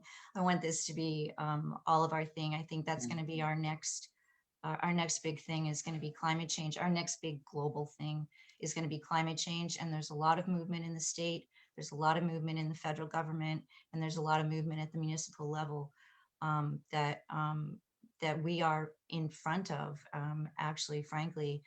And so we are working toward those goals and setting some goals for the future. So I will present the resolution on Thursday, and for the first vetting of the committee. And that's all for us. Thank you. Thank you, Cheryl. And I think we all heard your request for folks to give some thought to possibly joining you in the Environmental Committee. Mr. Councilor Grenier. So yeah, a lot of my stuff has actually been dealt with, so this is actually kind of good. So for the Community Development Committee, we met on the 20th of May, and the first thing we discussed was the Planning Board recommendations related to proposed land use ordinance amendment regulating solar energy systems. We were informed that there was, at their March meeting, they had 4 members were present, so they brought it back April and finished the recommendations. There were 4 recommended changes, and it's sent back to us to look at. The other one was dealing with the amending of the the town's emergency ordinance mandating face coverings. We dealt with that. But I want to thank Renee Willette, who actually was there from UCU to talk to us during that meeting. It was very nice of her. Once again, Jeff presented a proposed land acknowledgement that we discussed tonight and moved forward on. So thank you again, Jeff, for the wonderful work. The last thing was we were talking about MRC changes. Sophie's on the board. She gave us a background on MRC. It was a good discussion. On opening the facility with DTE, we're moving forward with MRC's recommendations. So that was kind of what our meeting was about. Great. Thank you. Okay, moving on to future agenda items, items of concern. Are there any future agenda items from council members or items of concern? I'm not seeing any hands. Public petitions, we do not have any. Public comments, do we have any public that want to comment? Are there any public out there, Belle, that want to comment?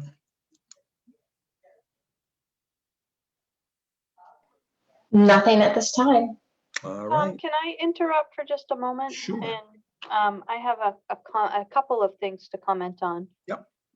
The first is to follow up on the very general acknowledgement of the Orono grads.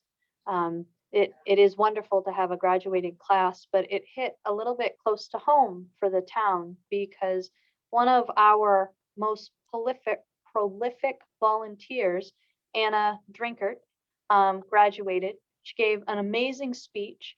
She has worked as an intern in various offices in town hall, and she will be going to the Naval Academy. And I did not want the town to just allow her to graduate and slink off in the night without acknowledging her incredible work. I have never met somebody who in the 7th grade can just come in and take over a concession stand and kick all the adults out. She is a remarkable human being, and we will really miss her here. Thank you. And then the second thing is we've received a bunch of calls and some inquiries from counselors about the revaluation process. And we are getting late tonight. However, on Thursday's Community Development Committee meeting, I'd like to just add that to the manager's report if I could. Councilor Greenier, if you're all right with me doing that. Yes. But the most important thing for people to understand is that meeting with Vision is a critical step in making sure that we have the accurate information for the values, which is part of the reason why I'm not publishing a preliminary value, because I think that there will be some movement in that. But if you get calls, I would also encourage people to call the assessor's office if they're having any difficulty making the appointment with Vision. We can help with that. Great. Thank you, Sophie. Okay, we now have a workshop for council reading discussion, setting the stage for creating a draft equity and inclusion decision-making tool for Orono policymakers. And I'm not sure whether Laura or Megan or Sophie is leading that discussion, but I can jump in. I will jump in because I'm actually, I'd like to sort of set the intention for this conversation.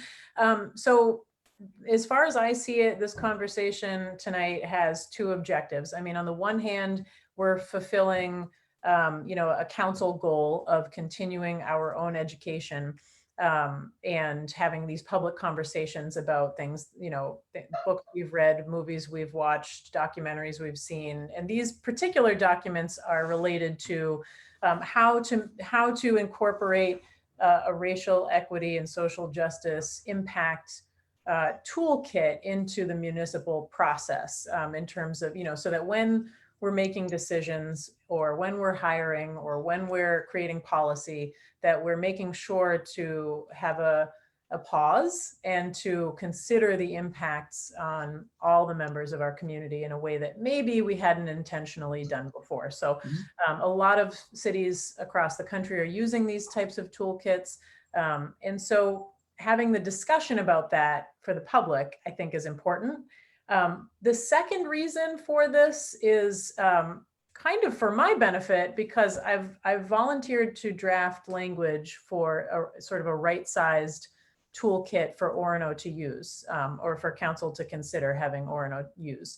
And for me, I mean, I know what I think when I read these documents, but for me, what would be really helpful is to hear from counselors about, you know, what they thought about the materials they read for tonight in terms of, you know, what seems like it could be applicable in Orono, what seems like it might be too big for Orono, like it might be better suited to a large community with a large staff, municipal staff, and just kind of get a little bit of community guidance here on our council that will set me on my path to drafting an Orono toolkit. So with that framework, I'm very interested to hear what folks thought. Thank you. Comments from the group?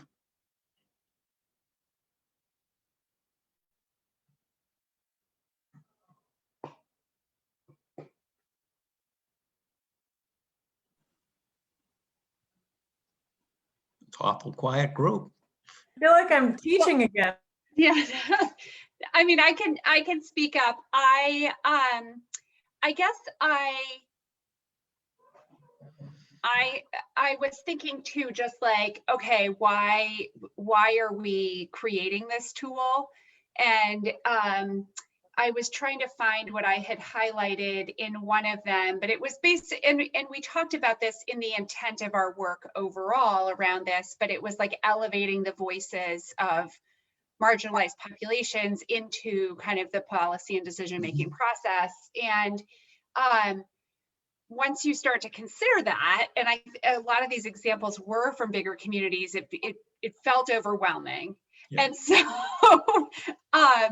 I do think we need to really kind of get down to a couple core questions that we can ask and figure out, depending on the decision or policy that we're looking at, how do we then kind of engage the community? Like, does it pass? Do we acknowledge somehow that this needs to go through a deeper analysis and then say, okay, this is what our deeper analysis looks like? So I was kind of seeing this as a twofold thing of trying to define, okay, what type of decisions need to go through a deeper matrix? And so it's like, what are a couple core questions up front, thinking about like, who does this impact? How might it, or what maybe even traditionally marginalized populations will this impact? In what ways? And then think about, okay, like, yes, it does impact marginalized populations potentially in these ways. And maybe we need outside advice to help us answer those kind of one or two questions, and then move on. If it comes out of that saying, yes, it needs deeper analysis, then we could like have a deeper set of questions that we, you know, what are the unintended consequences? What are the pros and cons? Blah, blah, blah. Maybe I'm not making sense, but that's just how I was thinking of it. No, I mean, that makes sense to me. I like some of the questions. I like the intentionality of the questioning process, even when, you know, for example, in the Madison, Wisconsin version, which feels a little bit more sort of downscaled than the other, but you know, one of the early steps of questioning is to determine if the tool is appropriate for that item. And part of those questions that I liked is like having to answer, you know, why are we trying to do this policy? And I think about all the times that maybe we get down the rabbit hole of something and maybe lose sight of why we started doing it in the first place. And so like, who is asking for this change or this policy or this revision to something? Why have we, why are we interested in taking it up? So I like these kinds of questions that encourage us to really think about with intention, what are we doing and why are we doing it? Is it just because, a very loud but very small couple of people wanted it, or is it because it's something that really might benefit the larger community? One of the other things I really liked in terms of accountability, because I think that brings a lot of accountability, but also in terms of questions and accountability. I also liked the step 4 of the Madison version, that it's basically a very, very modest results survey, that, these questions that encourage the folks who did work on something from start to finish to evaluate how it went. Who did I ask? Who did we talk to? What did we consider?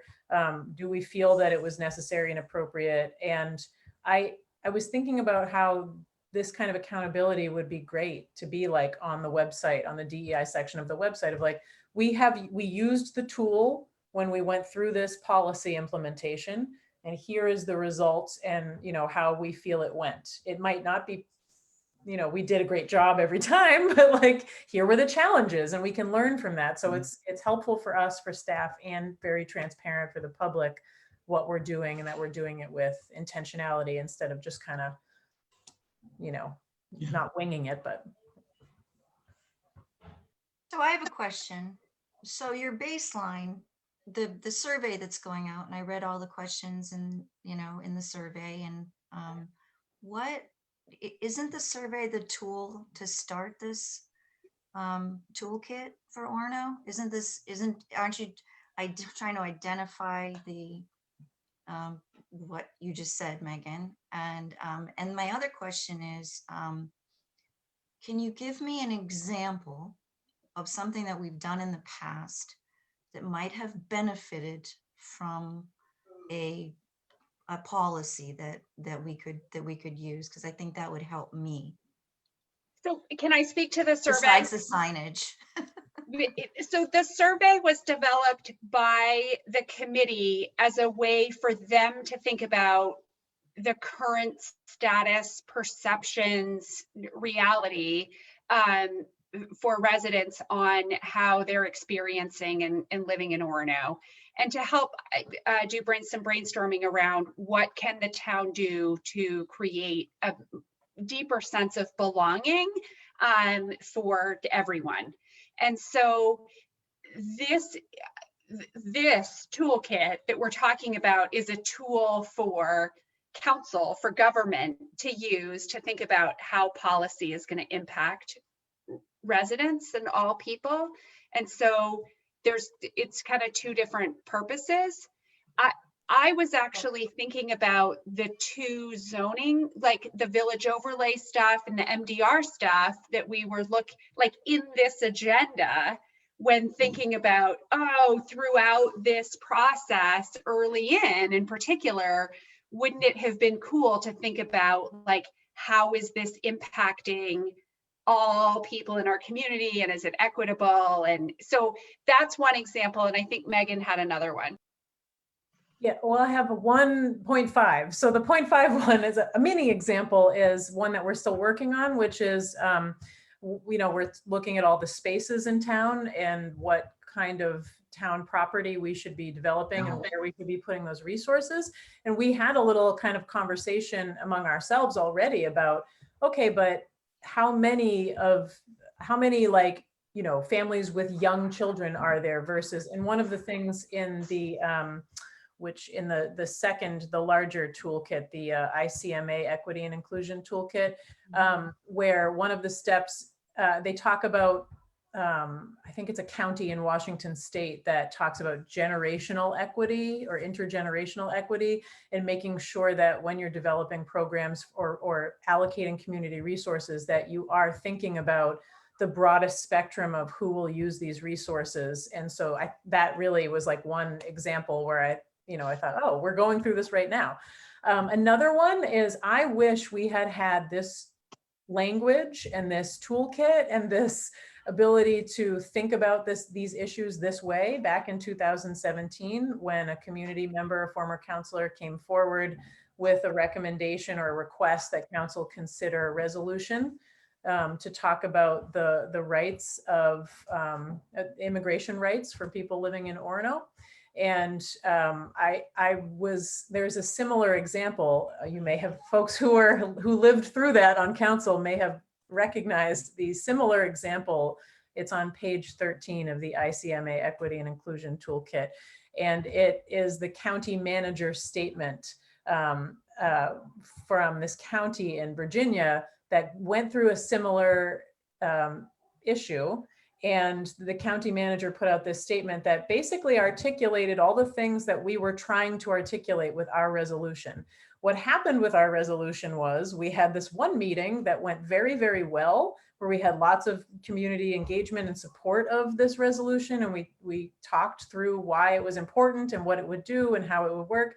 And then when we came back to talk about it again, we had an angry mob that yelled at us, and then we dropped it.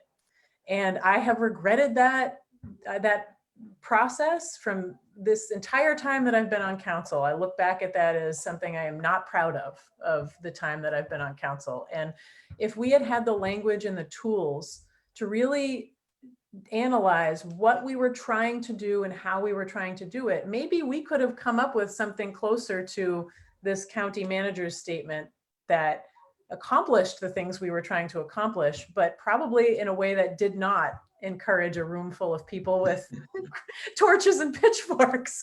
So maybe we could have actually done the thing we were trying to do had we had the tools and the language to do it. And so that, for me, is a big. That's it. I think that's a wonderful example, but I wasn't there then, so I don't know what the thing is that you tried to do, or what I don't know what. It was I in have no idea what it is, what that resolution was. It was in response to all of the Trump administration's immigration policy. Oh, and we were. I don't remember pitchforks. Basically, we were just trying to say, hey, it's not necessary. Anyway, it's I in the know. record. You can look it So, up.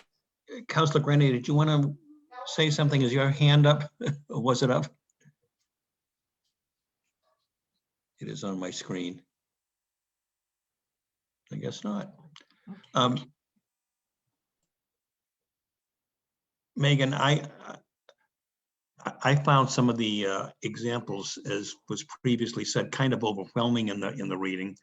But there was one that I kind of focused on. It must have been in the ICMA group from Acton, Mass, which was a very similar sized community to Orono.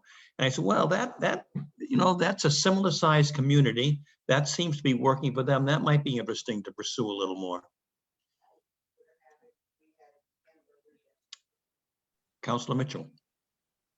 Yeah, something that stood out to me in the ICMA write-up was thinking about, and I liked it because it was like just 3 frameworks to think about: the distributional equity, the process equity, and the cross-generational equity. And I felt like, now I'm remembering, I felt like those could kind of guide that pre-screen. Like, does this impact distributional equity? Does it impact process equity? As a way to say, like, okay, do we need to dig deeper into this? So. Good, thanks.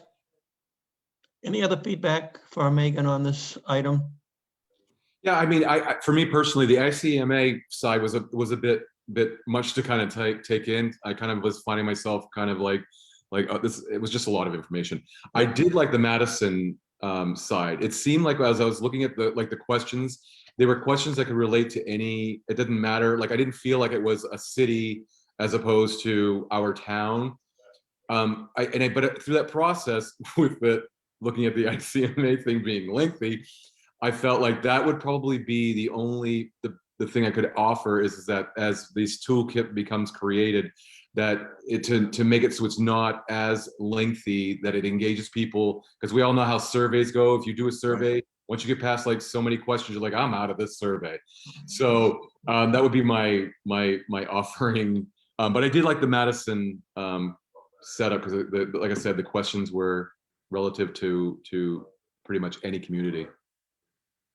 Thank The you. only other question that I had for folks was, now these toolkits are really designed, I mean, they can be used by anyone in a municipal government, but I think that they're really designed for staff, and they're really designed for communities that can, say, afford to have like a DEI director and maybe even a department, which of course we don't and can't have. We don't have that kind of a budget or a size town. And so in thinking about that, I mean, clearly there's an opportunity for some of these kinds of questions to be developed to help guide staff as they work their way through material that they're going to present to council or approach council with. But I also wanted to get your feedback about how you think some of these questions or processes could be used by council in the deliberative process or the discussion process, and if it could perhaps help us with the deliberative and discussion process.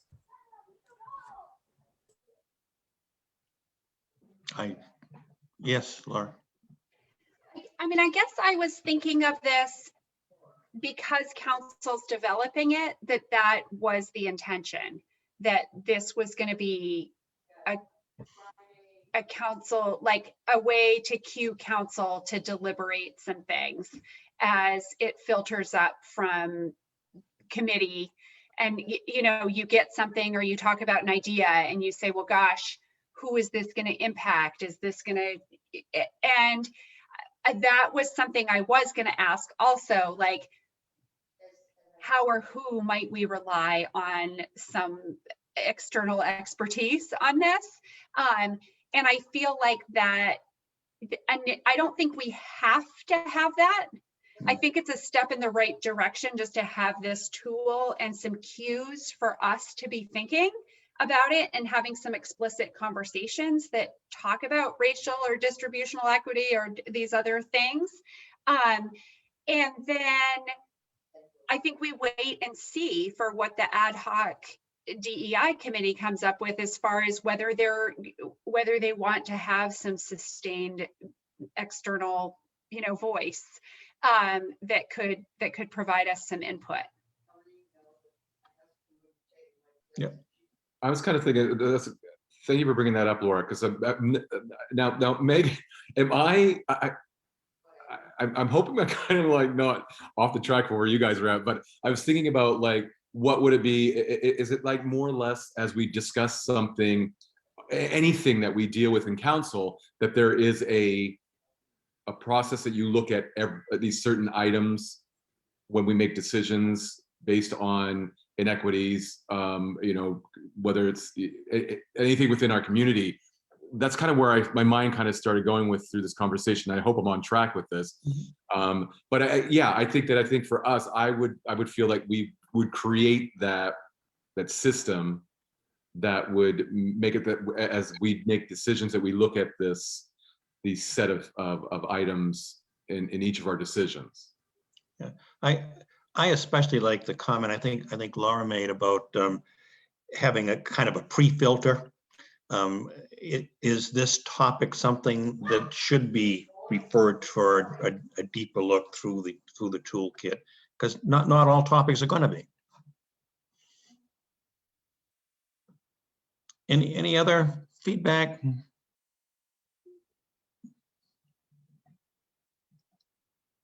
Megan, you think you got some thoughts from council? Yep, I can't wait to take this on vacation with me. Don't take it on vacation. Okay, then I think that is going to end our Tom, regular. Yes. Can I interject just briefly to share like where we're at in this work? So I'm just sharing my screen to show you like, we're doing awesome. And so are you seeing this, the page? Yeah, so as far as our council work plan, things are moving along, and the decision-making toolkit, like drafting and kind of approving that into the next quarter. I think the one thing that we do need to start thinking about is, and the whole council is going to need to chime in on what a quarterly kind of experience or reading or educational opportunity can be for July, August, September. And so we, Megan and I had talked about, or somebody had talked about doing something, whether it's participating in an event that would be educational, or having somebody come talk to us, whatever. So if anybody has ideas on that, email, let's just begin the brainstorming process. And it's something that we want to accomplish by the end of September, like have it occur before the end of September. So that's all. Thank you. Thank you. Thank you. Sophie, you had some comments you wanted to make on meeting schedule, I believe. So let's deal with that. Let's do this quickly. So counselors received a draft meeting schedule. And I wanted to just review it quickly because there are two elements that I think folks might want to weigh in on. The first is in July, we're going to be heading to a more hybrid system. The governor's going to allow the emergency to expire at the end of June. So we need to move back to a situation where counselors are together, at least a quorum of council. We are, so right now we're having all of our meetings at 5 o'clock. The question is, are we going to maintain that, or are we going to change our meeting times? And the other question I have is, council has in the past taken a break in July, August, and I say July, August because it's usually surrounding the August council meeting and several of the committee meetings. Finance and operations always kind of gets thrown off cycle there, so they would not meet in July unless we had to, because that meeting is preparing for the August council meeting. But I would need to meet in August to prepare for the September council meeting. I don't know if you are willing to try to give that a shot. This is something that my staff kind of needs to prepare one way or the other to be able to support your work. So my big questions are about time of meetings and whether or not we want to try to take a break in August. The second question is a very easy one for me to answer. I vote for taking a break in August. Is there anybody who opposes that? Second that vote. Especially I like because we'll be having a very, very long comp plan meeting at the beginning of August, and then we might need a 2-week break. Yes. I like the meeting. I like the meeting time the way it is. I don't want to go back to a 7 o'clock. That's my personal input on the meeting time. Sophie, does our charter say anything about the time of our regular monthly meetings? No, the charter doesn't. The administrative ordinance does, and it says that you can, the meeting before or a meeting before, change the time that you're going to meet. I think we want to get into the administrative ordinance anyway for a couple of other reasons. And I would suggest us loosening that up. But for now, we can absolutely put an order on the 28th of June when we meet, saying you're going to meet at a different time other than 7, if you so choose, in July. I would say I also have grown to really appreciate the earlier meeting time, both for, the committee and regular council meetings. I would also be remiss if I didn't at least acknowledge that maybe this is something that we could continue for now, but should consider running through some questioning about equity. Yeah. Because there are good arguments for meeting times being earlier or later, or based on accessibility for the public. So I would like us to kind of think about that, but I think in the short term I'd be happy to keep it this way while we get our ducks in a row. I would be looking to publish a meeting schedule through the end of September. We've kind of taken this on a quarterly basis, and that would give us time to be able to revisit in just a couple months. Is there anyone who would like to speak against 5 o'clock meetings or to speak Well, I about the guess topic? Go ahead. just with the switch from Zoom to in person, like a 5 p.m. sharp start is going to be challenging. So, because that means it's not, not moving any, like it backs up the start time, in other words. So, I guess I'm comfortable with it like for the next 3 months to see, but I would like to be reassured that we are going to reevaluate in a little bit here. Sounds reasonable. Sophia, my thoughts are the sooner the better, or earlier the better, simply because I'm gonna only say that I'm thinking this because we went from a lot of meetings down to fewer, because that's what council wanted, but now tonight again approaching 3 hours. If we do a 6, 7 o'clock, I go to bed at 9, and so I don't like these long meetings to begin with, but they're a necessary thing. But so for me personally, the earlier the better. So yeah.